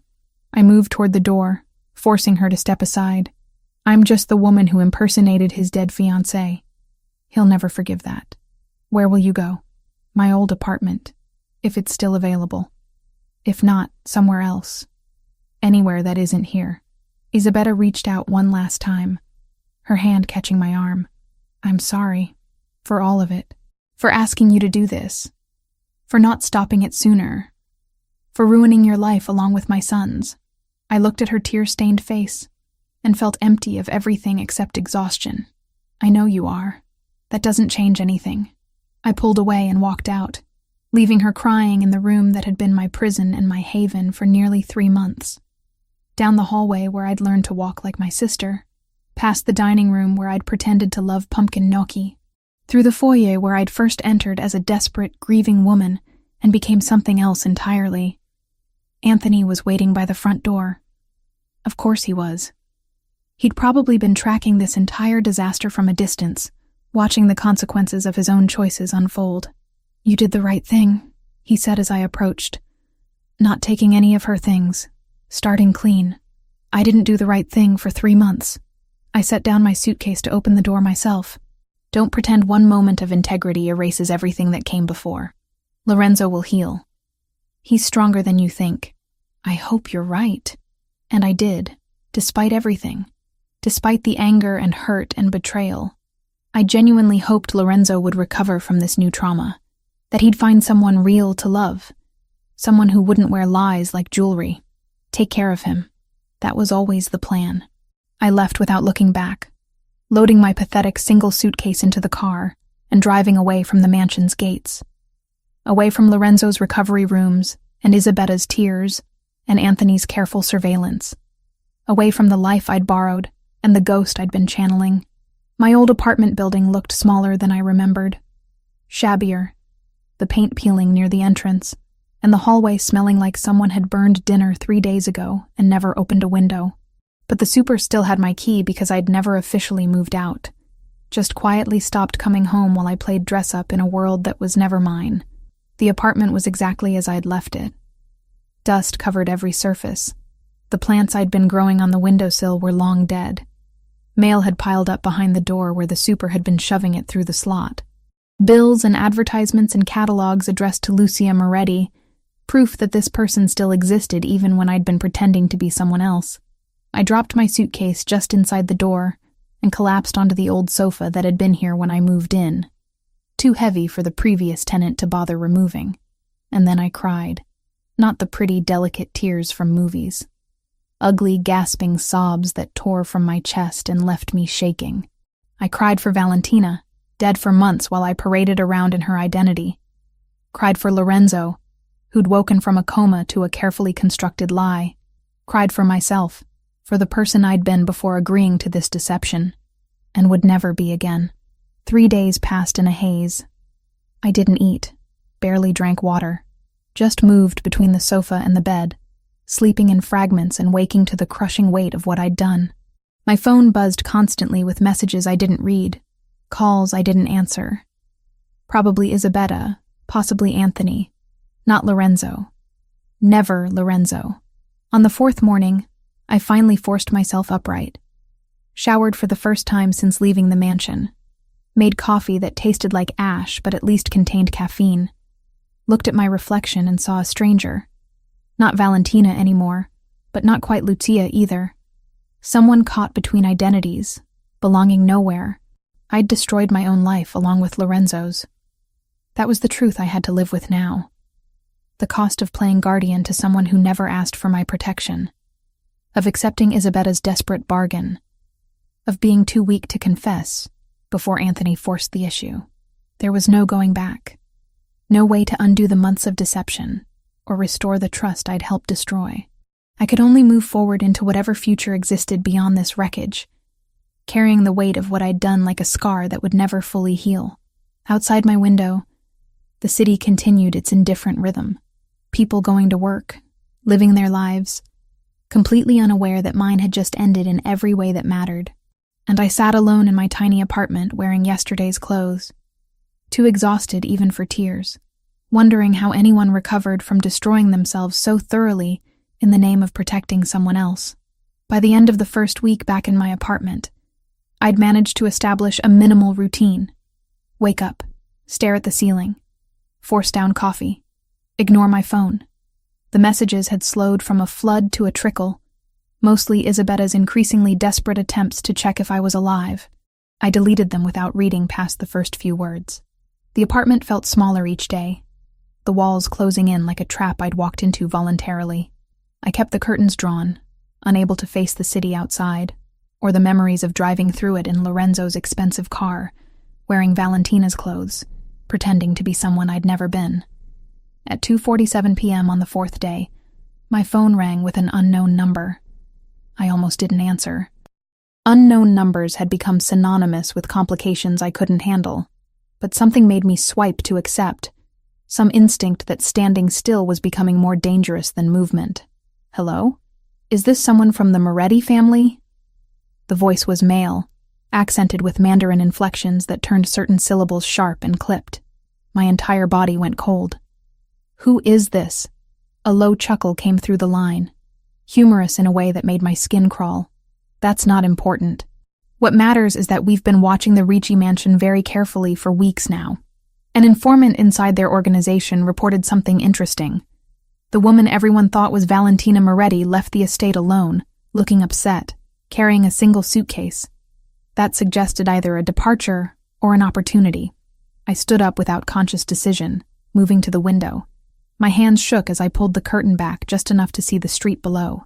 A black SUV sat parked directly in front of my building.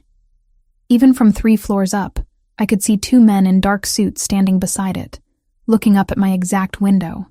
We have excellent researchers. The voice continued conversationally. Once we knew to look for Valentina Moretti's connections, finding her twin sister Lucia wasn't difficult. Public utility records show an apartment lease in your name. Very easy to locate once we knew you existed. What do you want? My voice came out steadier than I felt.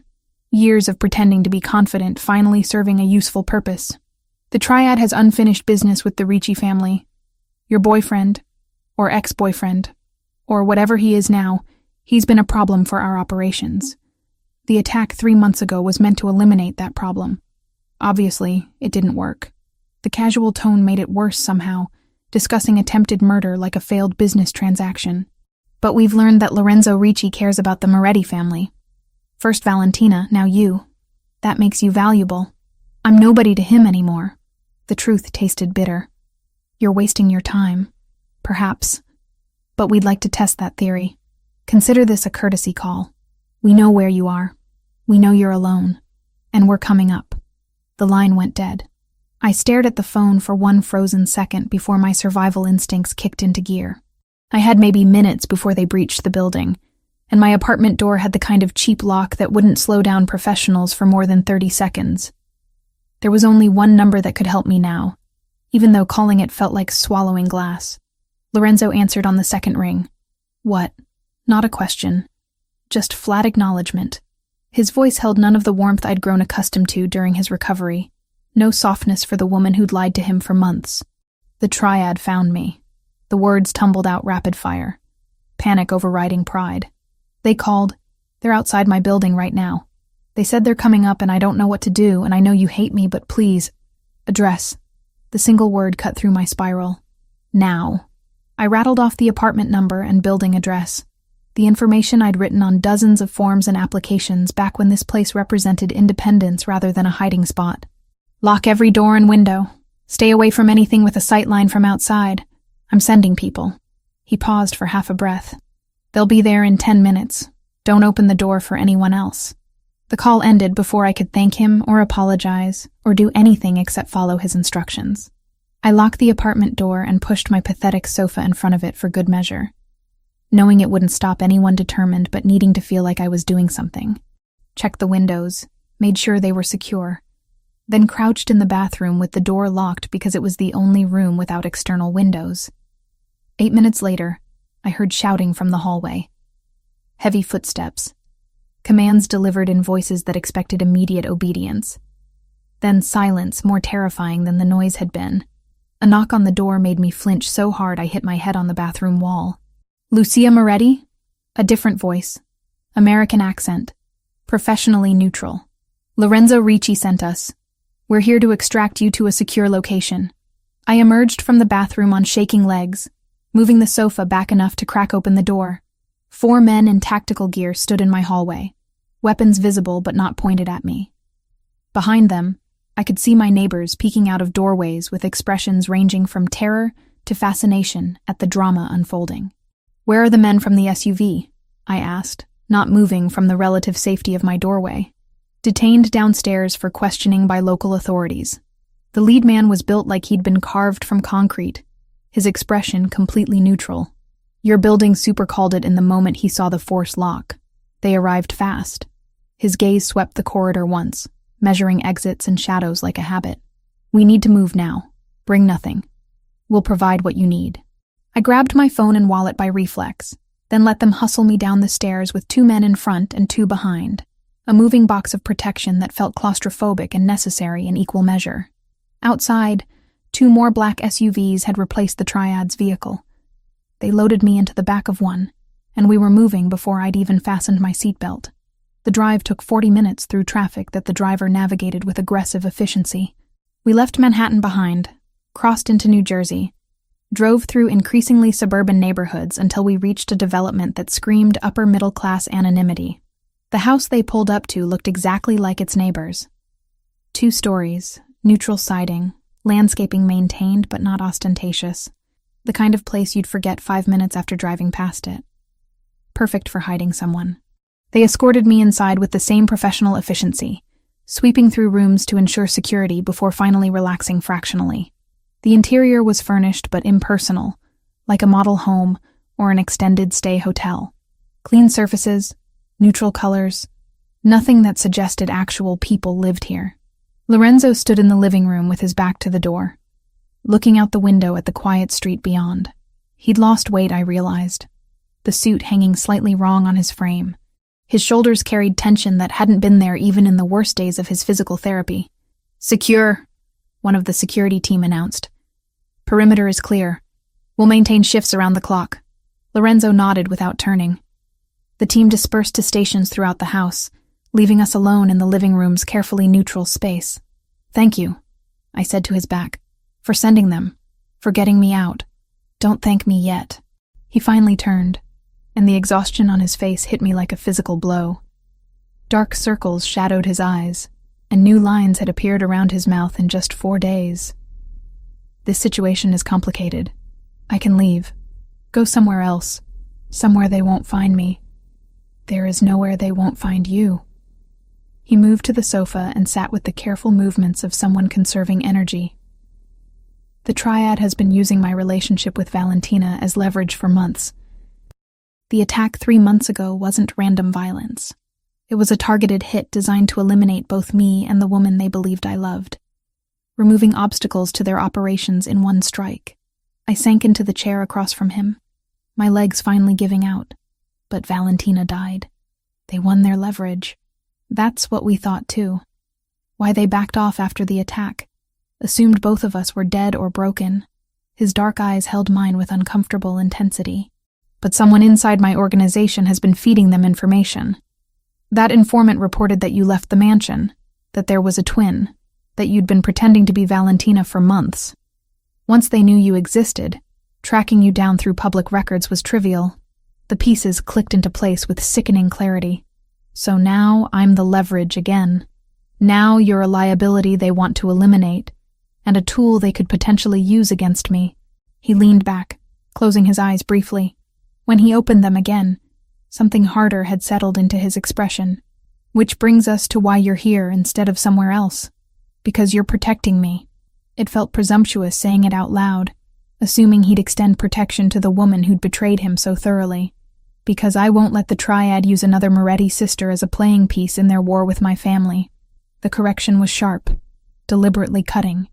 This isn't about you specifically, Lucia. It's about not giving them weapons to use against us. That's pragmatic strategy, not sentiment.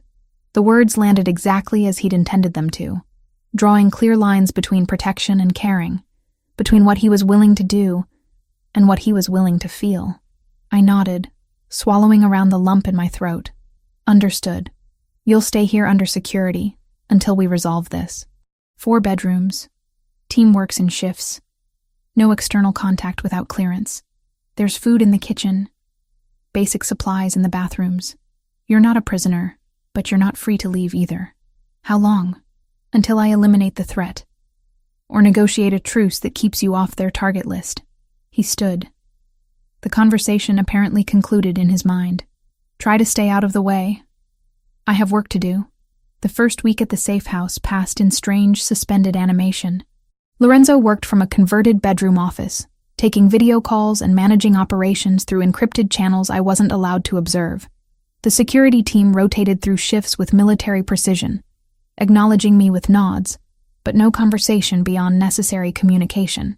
I existed in the negative space between captivity and safety, free to move through the house but trapped within its walls by threats I couldn't see. I read books from the surprisingly well-stocked shelves, cooked meals that Lorenzo ate mechanically when reminded, tried not to think about how my entire life had collapsed into this anonymous suburban prison. On the 8th night, everything changed. I couldn't sleep, restless energy making the bedroom feel claustrophobic. I wandered downstairs around 2 a.m. to find Lorenzo still working in his office, the blue light from multiple monitors painting his face in harsh angles. His door was cracked open, and I could hear him speaking in rapid Italian to someone on a call. I was about to retreat when I heard something else. A second conversation happening in the background of Lorenzo's call. Voices speaking what I initially thought was Italian, but resolved into Mandarin Chinese as I focused. My college degree had been in comparative literature with a focus on Asian languages. I'd loved it. Spent 4 years immersed in Chinese literature and culture before dropping out to help Valentina when her life had imploded. The language came back like muscle memory as I listened to the background conversation bleeding through Lorenzo's call. They were speaking in code, but it was cultural code. References to classical Chinese literature that would sound like nonsense to anyone who hadn't studied it extensively. The general prepares his horses at dawn wasn't about animals. It was a reference to a famous military strategy poem about surprise attacks at first light. They were planning something for dawn, something involving the Ricci family's operations. I knocked on the office door frame. Lorenzo's head snapped up, irritation flashing across his face at the interruption. He held up a finger, finishing his call before addressing me. It's the middle of the night. That conversation your contact was having in the background, the Mandarin one. I moved into the office despite not being invited. They're planning an attack. Tomorrow at dawn. On your warehouse, I think, based on the reference to storing grain during winter. Lorenzo stared at me for 3 full seconds. You speak Mandarin. I studied Chinese literature in college. That wasn't casual conversation. It was coded military strategy hidden in classical references. The words tumbled out rushed as I tried to explain. The phrase about preparing horses at dawn, it's from Sun Tzu's commentaries. It means early morning attack.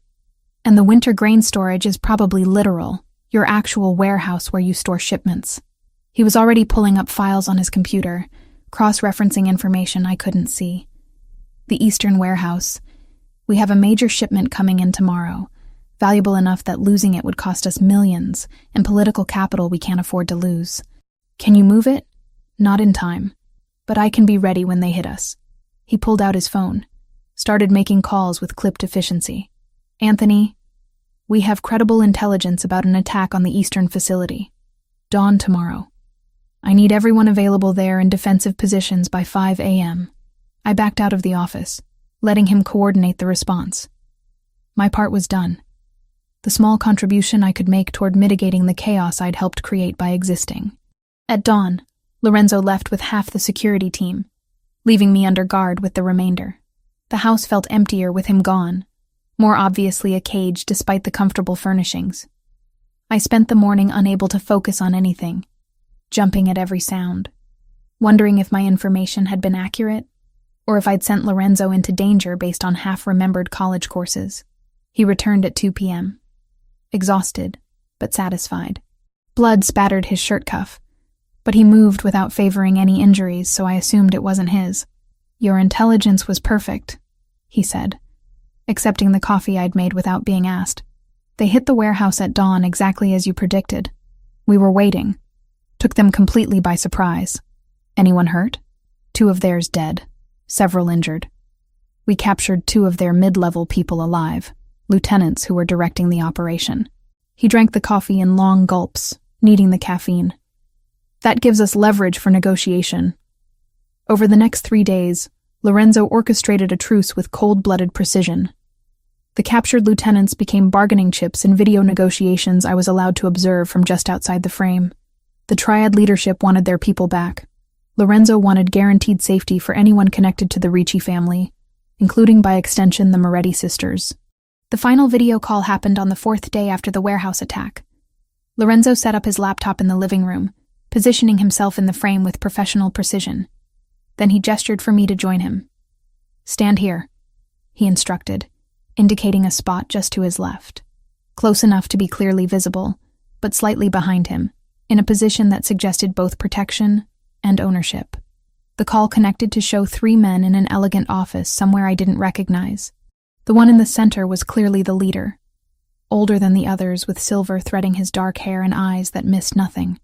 Mr. Ricci, the man said with perfect English and minimal accent, you have something that belongs to us, and you've been trying to take something that belongs to me.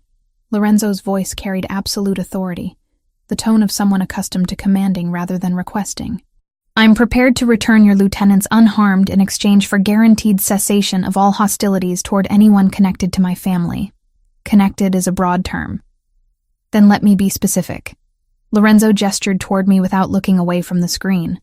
This is Lucia Moretti. She's under my permanent protection. Any action taken against her or her family will be considered an act of war against the Ricci organization. Is that clear enough?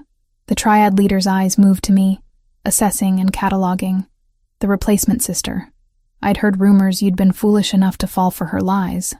What I fell for doesn't concern you. What concerns you is that touching her means war. A smile that held no warmth. You replace one Moretti sister with another like they're interchangeable parts. Very pragmatic, Mr. Ricci. I can respect that. Lorenzo's jaw tightened fractionally, but his voice remained controlled.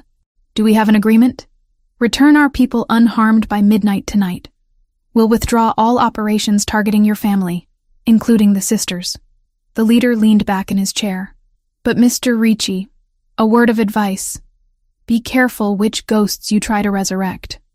Sometimes the replacement is more dangerous than the original. The call ended before Lorenzo could respond. The silence that followed felt weighted, full of things neither of us knew how to say. Lorenzo closed his laptop with deliberate care, then sat without moving for a long moment. "Thank you," I said finally, "for including me in the truce terms. Like I said, pragmatism," but his voice held less edge than it had before. Exhaustion bleeding through the careful control. "You saved lives with that translation. My people. Potentially civilians if the attack had gone differently. That counts for something. It doesn't erase the months of lies." "No." He looked at me directly for the first time since the video call. "It doesn't. But maybe it's a first step toward understanding that you're more than just the lie you were asked to tell. It wasn't forgiveness, wasn't absolution or restored trust, but it was acknowledgement, recognition that I existed as Lucia, separate from the ghost of Valentina. And in that moment, sitting in a safe house living room with coffee going cold on the table between us, it felt like the first honest thing that had passed between us since the day he woke from his coma. The truce with the triad, held through tense negotiations that stretched across the second week at the safe house. Lorenzo worked around the clock, coordinating with Anthony and other family members I heard but never saw, assembling the pieces of a deal that would keep everyone alive. I existed in the margins of that work, present but peripheral. The security team had relaxed fractionally after Lorenzo returned from the warehouse attack unharmed, but the house still felt like a fortress designed to keep the world out, and me contained within. On the third day after providing the translation that had saved the warehouse operation, Lorenzo emerged from his office around dinner time, looking more exhausted than I'd seen since his coma. He found me in the kitchen assembling sandwiches because cooking felt productive when nothing else did. "You don't have to do that," he said, leaning against the counter. "The team handles meals. I needed something to do with my hands." I finished cutting the sandwich and slid the plate toward him. "Turkey and Swiss. There's mustard if you want it." He took the plate without argument, too tired to maintain the careful distance he'd been preserving. We ate in silence for several minutes. The only sound, the quiet hum of the refrigerator and distant voices from the security team's shift change. "The translation you provided," Lorenzo said eventually, setting down his half-eaten sandwich. "The way you decoded their references to classical literature and military strategy. That wasn't something you learned casually. I studied Chinese literature for 4 years in college. Comparative literature with a focus on East Asian cultures."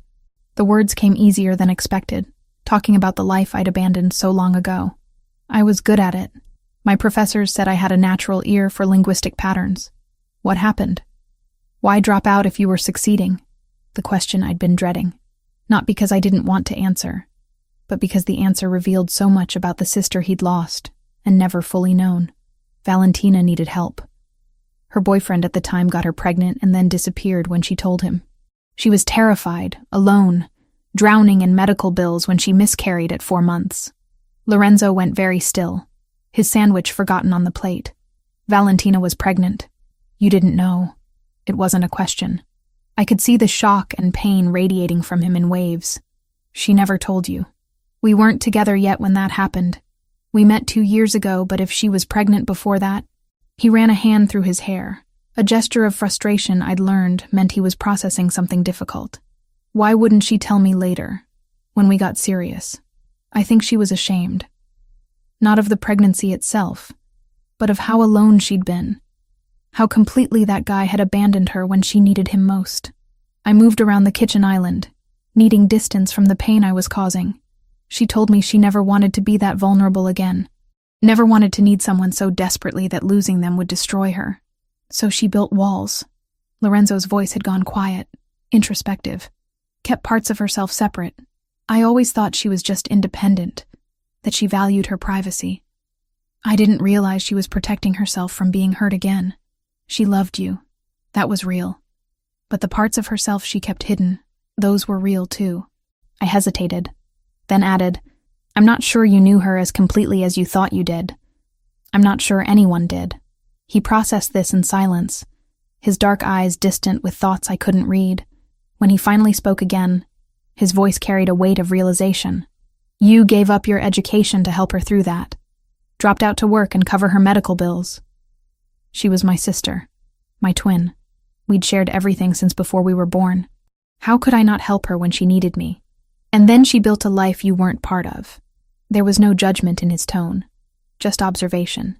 Met me, got engaged, kept her apartment in Manhattan separate from the family she'd come from. Left you behind. The words stung because they were true. Valentina had climbed out of the hole that pregnancy and abandonment had dug. And she'd done it by creating distance from everything that reminded her of being vulnerable, including me.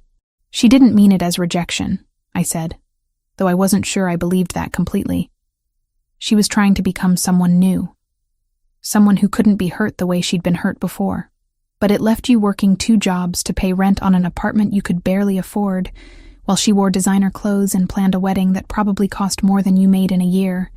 Lorenzo stood, pacing to the window with restless energy. I gave her everything she wanted. Money, status, protection. And I never knew she had a twin sister struggling to survive. She kept us separate on purpose.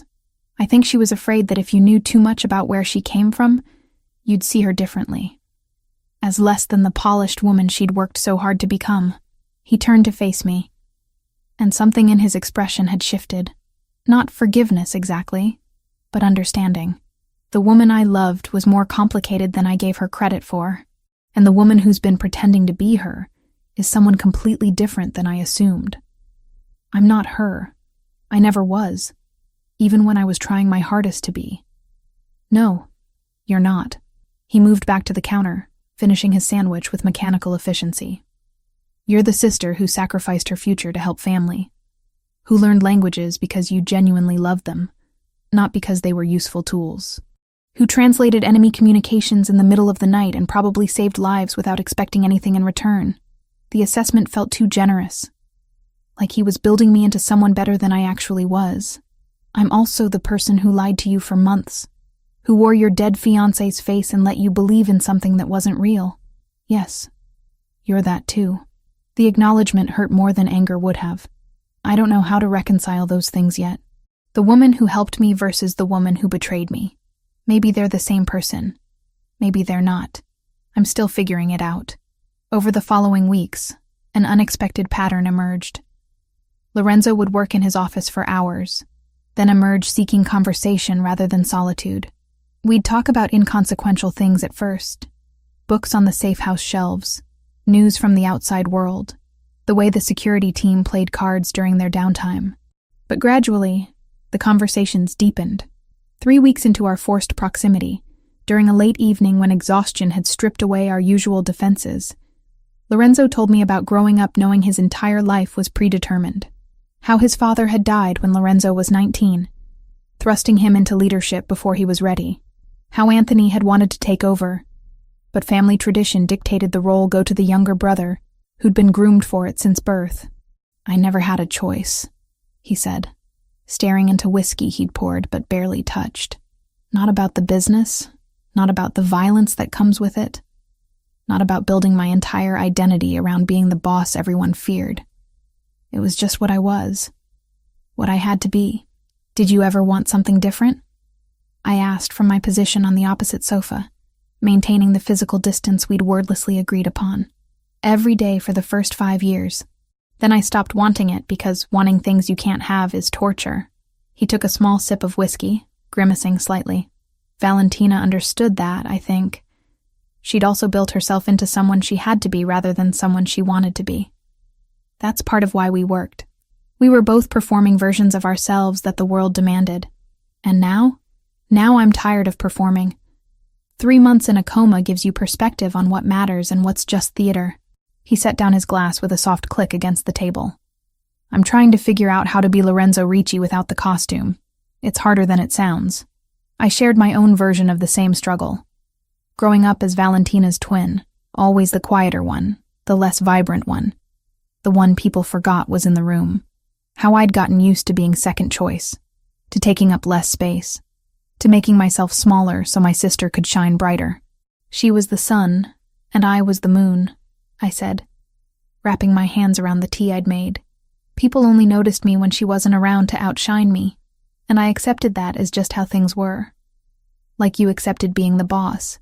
We both got used to roles that didn't fit quite right, but you fought your way out of that role when you dropped out to help her. That took courage, or stupidity. The line between them is thinner than people think. He smiled at that. a real smile that reached his eyes for the first time since the apartment confrontation. Maybe. But I'm starting to think stupidity motivated by love is just another word for loyalty. The conversation ended there, but something had shifted between us. Not forgiveness, not restored trust, but recognition. We saw each other more clearly than before, stripped of the masks we'd both been wearing for different reasons. On the 25th day at the safe house, Lorenzo appeared in the living room late one night, looking more troubled than usual. I'd been reading, unable to sleep, and looked up at the sound of his footsteps. "I need to visit Valentina's grave," he said, without preamble. "I haven't been since before the accident. Keep putting it off because I don't know what to say to her." He paused, then added, "Would you want to come?" "You don't have to. But if you wanted to say goodbye properly, this would be the chance." The offer surprised me. Including me in something so personal felt like an invitation across the distance he'd been maintaining. Yes, I'd like that. We drove the next morning with 2 security vehicles flanking us, a convoy of protection moving through early traffic toward the cemetery where Valentina had been buried 3 months ago. I'd attended the funeral from a distance, watching from my car as the Ricci family and Valentina's society friends said goodbye to someone they'd thought they knew. The cemetery was exactly what I'd expected. Manicured lawns, marble headstones, the quiet pretension of money extending even into death. Lorenzo led the way to a plot beneath a maple tree, its leaves just starting to turn with the changing season. The headstone was elegant, simple, Valentina Moretti, with dates that bracketed a life too short and more complicated than anyone had realized. Lorenzo stood silent for a long moment, holding white flowers he'd bought along the way. When he finally spoke, it was in Italian, words I understood from my months of desperate study.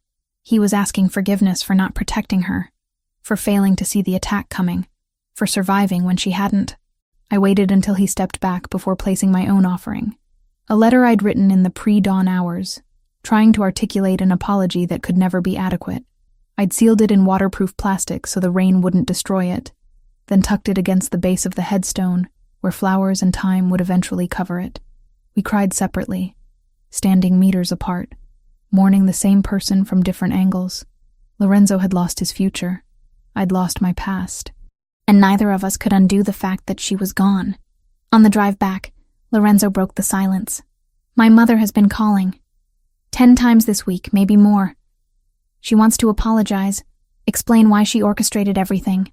Will you answer? Eventually. She's my mother. I can't hate her forever even though part of me wants to right now."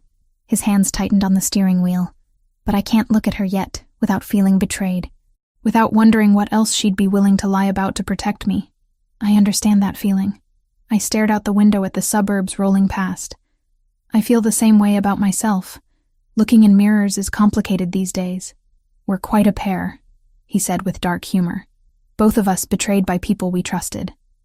Both of us trying to figure out how to exist after everything fell apart. At least we're consistent in our dysfunction." That earned another small smile. There's something to be said for symmetry. 4 weeks after the warehouse attack, Lorenzo summoned me to his office with the formal tone he used for business rather than the casual conversations we'd fallen into. I entered to find him behind his desk, every inch the crime boss rather than the exhausted man I'd been talking to late at night. "The truce with the triad is holding," he said, gesturing for me to sit. "Our intelligence suggests they're satisfied with the terms and have moved their focus to other territories, which means you're no longer in immediate danger." Relief, and something that felt uncomfortably like disappointment warred in my chest. "That's good news. It means you can return to a normal life, not your old apartment. That's too exposed and they know the location. But I've arranged for a secure building with monitoring, top-floor unit with good sight lines and controlled access." He slid a folder across the desk. "Lease is already paid for 6 months. There's also a security stipend to cover monitoring costs and any other necessities." I opened the folder to find apartment details and financial information that was far more generous than necessary. "Lorenzo, I can't accept." "You can, and you will. You risked your life because of my family's enemies. The least I can do is ensure you're safe and comfortable going forward." His tone left no room for argument. "There's also information about a language services company that's looking for contractors with Mandarin skills. I may have mentioned your qualifications to their hiring manager. You're setting me up with a job?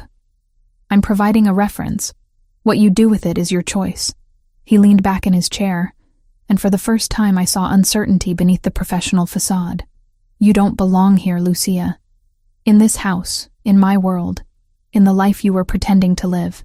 You deserve the chance to build something real, something that's actually yours. The dismissal was clear, wrapped in generosity but ultimately a door closing. He was giving me freedom because he didn't want the reminder of what I'd done, the walking evidence of months of deception. I understood it intellectually, even as it carved something hollow in my chest. When do I leave? Whenever you're ready. Tomorrow, next week. The apartment is available now. I stood, taking the folder with its promise of a new life built on foundations I hadn't earned. Thank you. For everything. For saving me. For the apartment. For the job reference. For not hating me as much as you have every right to. I'm working on not hating anyone, he said quietly. It takes too much energy, and I need all I have for figuring out what comes next. What does come next? For you? I don't know yet. That's the terrifying part. He looked at me directly, and in his dark eyes I saw the same uncertainty I felt every morning. But I know it starts with truth. No more performances, no more becoming what other people need me to be. Just figuring out who Lorenzo Ricci actually is underneath all the masks. I hope you find him, the real version. He's probably worth knowing. Same to you. Lucia Moretti without the costumes. I suspect she's more interesting than the ghost she was pretending to be. I left his office with the folder clutched in my hands, and the weight of goodbye settling over everything. The safe house that had been my prison and sanctuary would become just another place I'd lived briefly. Another chapter in the fragmented story of a life I was still learning how to live honestly. I moved into the secured apartment 2 days later, carrying the same single suitcase I'd fled the Ricci mansion with weeks ago. The building was everything Lorenzo had promised. Controlled access, security cameras covering every angle, a top-floor unit with windows that looked out over the city rather than facing other buildings where snipers could position themselves. The space was furnished in that same impersonal way the safe house had been. Neutral colors and functional pieces that suggested no one's actual taste. But it was mine. My name on the lease, my key in the lock. My life to rebuild however I chose. I'd taken the folder Lorenzo provided about the language services company, made the call. Had an interview that went better than expected when I demonstrated my Mandarin fluency and explained my academic background. They hired me as a contractor within a week. Translation work I could do remotely without committing to an office where my past might catch up with me. It wasn't the career I'd dreamed about in college, but it was honest work using skills I'd actually earned rather than stolen from my sister's life. That counted for something. The first 2 weeks alone felt like learning to breathe in a different atmosphere. No security team rotating through shifts. No Lorenzo emerging from his office at odd hours seeking conversation. Just me and the quiet apartment, and the work that filled my days with purpose, even when it couldn't fill the hollow spaces grief and guilt had carved out. Isabetta called on a Tuesday afternoon, while I was reviewing a particularly complex technical translation. I almost didn't answer, seeing her name on the screen and feeling my stomach clench with remembered shame. But avoiding her forever wasn't possible, and maybe not even what I wanted. Lucia. Her voice came through thick with emotion.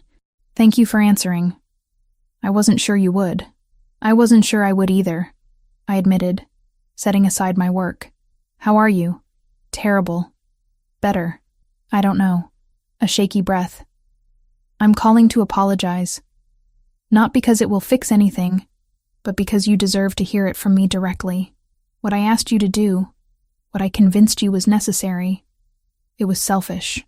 I prioritized Lorenzo's physical recovery over every other consideration, including the damage it would do to both of you when the truth came out. You were trying to protect your son. I was trying to control an outcome I had no right to control. Her voice broke completely. I thought I could manage the situation, that I could create a safe space for Lorenzo to heal and then reveal the truth gently once he was strong. But I underestimated how long it would take, how complicated the deception would become, how much it would cost everyone involved. I moved to the window, looking out at the city and remembering all the times I'd stood in similar windows at the mansion, wearing Valentina's clothes and pretending to be someone I wasn't. We both made choices we can't undo. We both have to live with what those choices cost. Lorenzo is speaking to me again. Isabetta continued. Not often. Not with the warmth we used to have. But he answers my calls now. Agreed to have dinner last week. We're rebuilding trust one painful conversation at a time. Something in my chest loosened slightly. I'm glad. He needs his family, even when he's angry at them.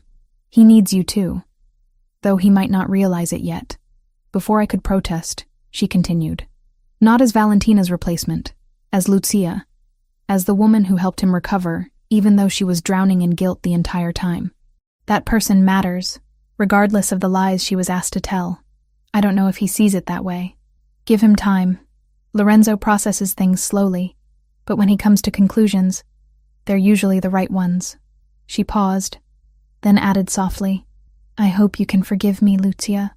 Not today necessarily, but someday. I hope we can find a way past what I asked you to do. I thought about it, really thought about whether forgiveness was possible. Isabetta had manipulated me, yes. Had used my grief and desperation and love for my sister to orchestrate an elaborate deception. But she'd also been a mother terrified of losing her son, making impossible choices in impossible circumstances. I forgive you, I said, and was surprised to find I meant it. I understand why you did it, even if I wish you hadn't. We were both trying to protect Lorenzo in our own misguided ways. That has to count for something. She cried then, relief and gratitude pouring through the phone in barely coherent words. We talked for another 20 minutes, cautiously rebuilding a connection that had been based on lies, but maybe didn't have to stay that way.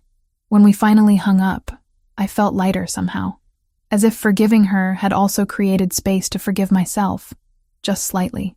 1 month and 3 days after leaving the safe house, someone knocked on my apartment door at 7 p.m.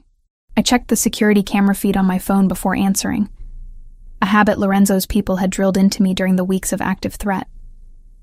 Lorenzo stood in my hallway holding flowers. My heart did something complicated and painful in my chest. I opened the door slowly, taking in his appearance with the kind of attention you give to something you thought you'd lost. He looked better than he had at the safe house. The weight he'd lost during his coma and its aftermath had started to return. The exhaustion that had been carved into his features had softened into something more manageable. He wore casual clothes, jeans, and a dark sweater, looking more human and less like the crime boss who'd orchestrated truces and ordered operations. "These are for you," he said, holding out the flowers. They were coral-colored, unusual and beautiful, nothing like the traditional roses that would have felt loaded with implications. I didn't know what you liked, so I asked the florist for something that felt like new beginnings. I took the flowers, their stems cool against my palms. "They're perfect. Do you want to come in?" He entered with the careful movements of someone navigating unfamiliar territory, looking around the apartment I'd been living in for a month. "It's nice. Better than that place you were in before, at least from the security assessment. Much better. The job you helped me get pays well enough that I could have afforded something decent on my own, but this is definitely an upgrade." I found a vase under the sink and started arranging the flowers, needing something to do with my hands. "How are you? How's the restructuring going?" Slowly. Convincing old school members that we need to move away from certain activities is like trying to turn an ocean liner with a canoe paddle. But Anthony supports the changes, and together we're making progress. He settled on the edge of the sofa. Not quite relaxed, but not as rigid as he'd been. "I've been thinking about what Valentina used to say, about legitimacy, about building something that didn't require violence as its foundation. I dismissed it then because I thought she was being naive. Now I'm starting to think she was just seeing clearer than I was. She'd be proud of you for trying. Maybe. Or maybe she'd point out I should have listened years ago instead of waiting until I nearly died to take her seriously." He pulled a small box from his jacket pocket and set it on the coffee table between us. "I brought you something else."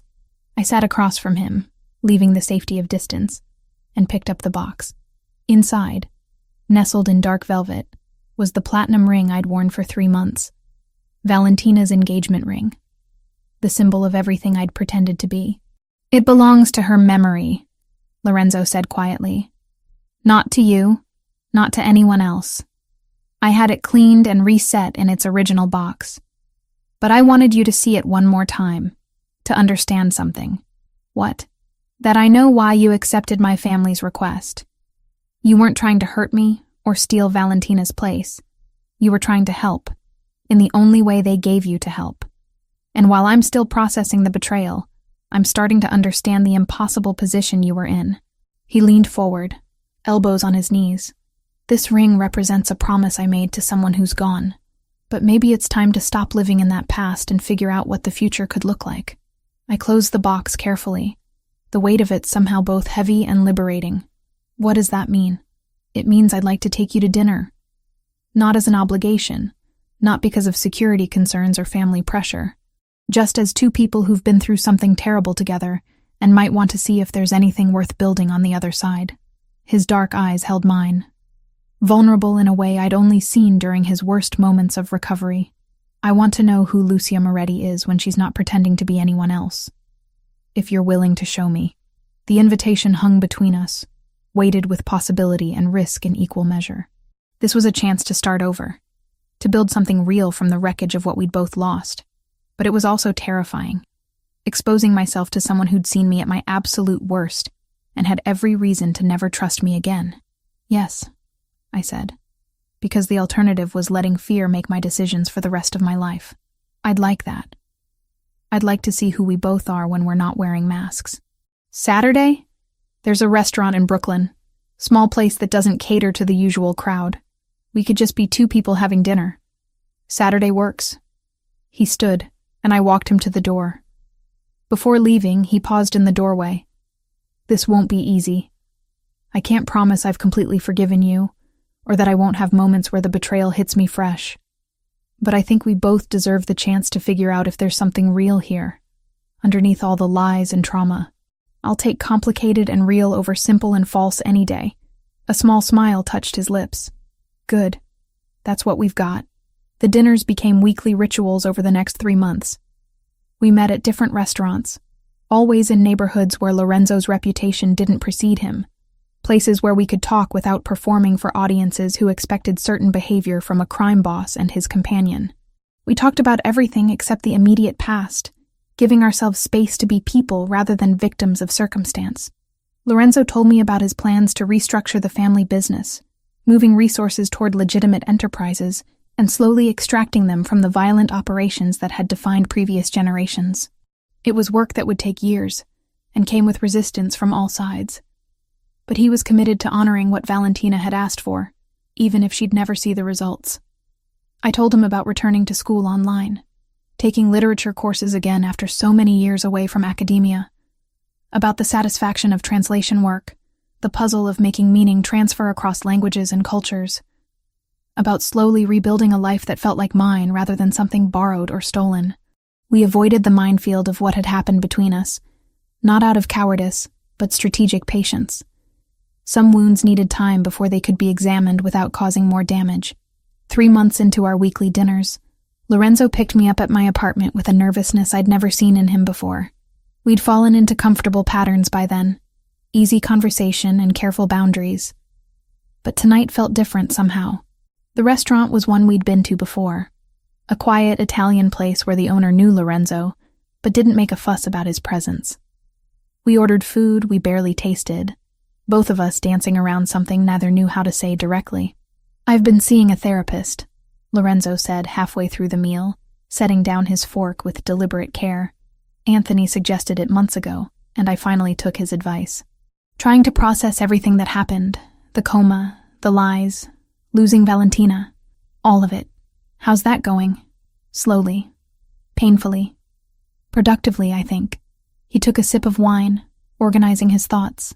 "One thing we talk about a lot is the difference between the person I was with Valentina and the person I am now. How trauma changes you in ways you can't undo, and maybe that's not entirely bad." "What do you mean?" "The man who got engaged to your sister was performing a role. The powerful boss, the controlled leader, the person who had everything figured out. I thought that's what she wanted. what everyone wanted, but that person was exhausting to be. And I'm not sure he was particularly real. He looked at me directly. The person I am now, after everything. He's messier, more uncertain, but maybe more honest. I like this version, I said quietly. Messy and uncertain beats polished and fake. That's what I'm hoping. He reached across the table, palm up, an invitation rather than a demand. I placed my hand in his, feeling the calluses from his physical therapy and the warmth that still sent electricity through my nervous system. Lucia, I need to ask you something important. My heart rate kicked up. Okay, these last 3 months, getting to know you as yourself rather than as Valentina's echo, it's been the most honest thing in my life. You don't perform for me. Don't tell me what you think I want to hear. You just exist as Lucia, with all your complications and flaws and strengths. And he paused, searching for words. It's what I didn't know I needed. Lorenzo, let me finish. His thumb traced circles on the back of my hand. I can't promise I'm completely over what happened. Can't say there won't be moments where I remember the betrayal and feel it fresh. But I'm starting to understand that you were as much a victim of my family's choices as I was. And more importantly, I'm starting to care about who you are separate from all of that. What are you asking? I'm asking if you'd be willing to try this for real. Not dinner as friends, not careful conversations where we avoid the past, but an actual relationship where we figure out together what we could be. His eyes held mine with an intensity that made it hard to breathe. I'm asking if you'll be my girlfriend, not my fiancé, not a replacement for someone I lost. Just Lucia, the woman I'm choosing right now, in this moment, with full knowledge of everything we've been through. The question hung between us, loaded with possibility and risk. This was everything I'd been afraid to want, offered freely by someone who had every reason to keep his distance. It was terrifying and perfect, and more than I'd thought I deserved. Yes, I said, and watched relief flood his expression. Yes, I want to try. I want to see what we could build when it's real from the start. He stood and moved to my side of the table, pulling me up and into a kiss that tasted like wine and promises and new beginnings. It was different from that first kiss in the therapy room months ago, that test of recognition and memory. This was acknowledgement. Two people choosing each other with clear eyes and honest intentions. When we pulled apart, both of us were smiling.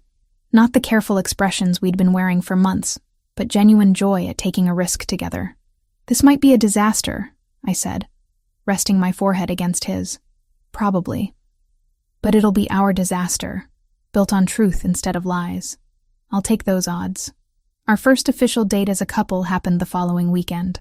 Lorenzo insisted on picking me up properly, bringing more coral flowers, and wearing what he called his attempting to be a normal boyfriend outfit. We went to a movie neither of us could later remember the plot of, too aware of each other's presence to focus on the screen. Afterward, at a diner that served breakfast food 24 hours a day, we ran into Anthony. It wasn't a coincidence, I realized, seeing the way Lorenzo's brother appeared with perfect timing. He'd been informed where we'd be, probably asked to show up as a gesture of family approval. Lucia. Anthony's greeting was formal, but warmer than I'd heard from him before. Good to see you looking well. You too. Thanks for everything. For giving Lorenzo space to figure things out. For not pushing when pushing would have made things worse. He's my brother. Pushing him never works. Anthony settled into the booth across from us, ordering coffee when the waitress appeared. For what it's worth, I think you're good for him. He's different with you. More himself. Less the role everyone expects him to play.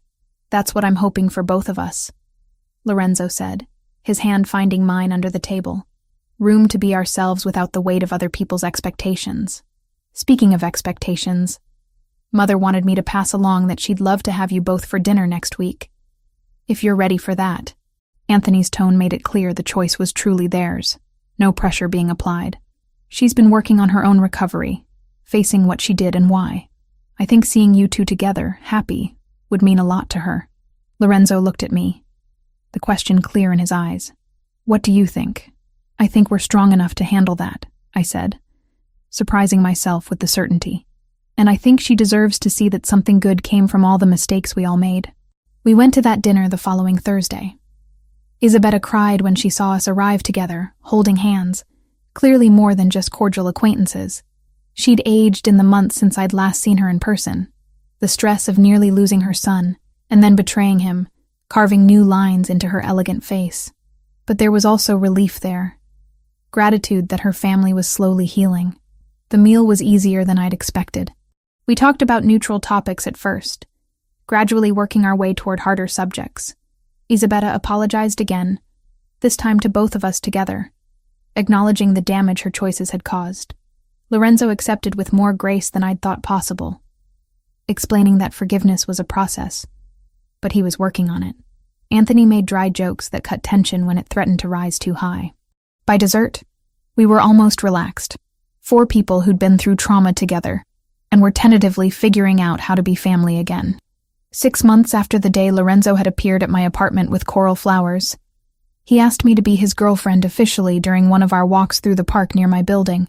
It was a warm evening, the kind where the city felt almost peaceful, and we'd been discussing his latest success in moving a major portion of the family business into legitimate territory. "We're really doing this," he said, not quite a question. "Building something real on ruins of something false. Yes, we're really doing this. It's terrifying. Completely." I squeezed his hand. "But it's also the most honest thing I've ever done. For the first time in my life, someone sees all of me, knows all the worst things I've done, and still chooses to stay. That's worth being terrified for." "Same," he said simply. "You're worth the fear." We weren't a fairy tale. Lorenzo still ran an empire that operated in moral gray areas I tried not to examine too closely. I still carried the weight of months spent living a lie. Guilt that woke me some nights with Valentina's face behind my eyelids. We both had scars that would never fully heal, damage that marked us permanently. But we were real, finally, completely, undeniably real. 2 people who'd been broken by impossible circumstances, and were slowly teaching each other how to be whole again, not by forgetting what had happened, but by choosing to build something new from the pieces that remained. It wasn't the ending either of us had imagined. But standing in that park with Lorenzo's hand in mine, the city lights coming on as evening settled, I realized it was better than anything I'd dared to hope for during those desperate months of deception. We were Lucia and Lorenzo. Not echoes of other people, not performances for audiences who expected certain behaviors. Just ourselves, messy and complicated, and trying our best to be honest in a world that rewarded lies. And somehow, impossibly, that was more than satisfactory. It was everything.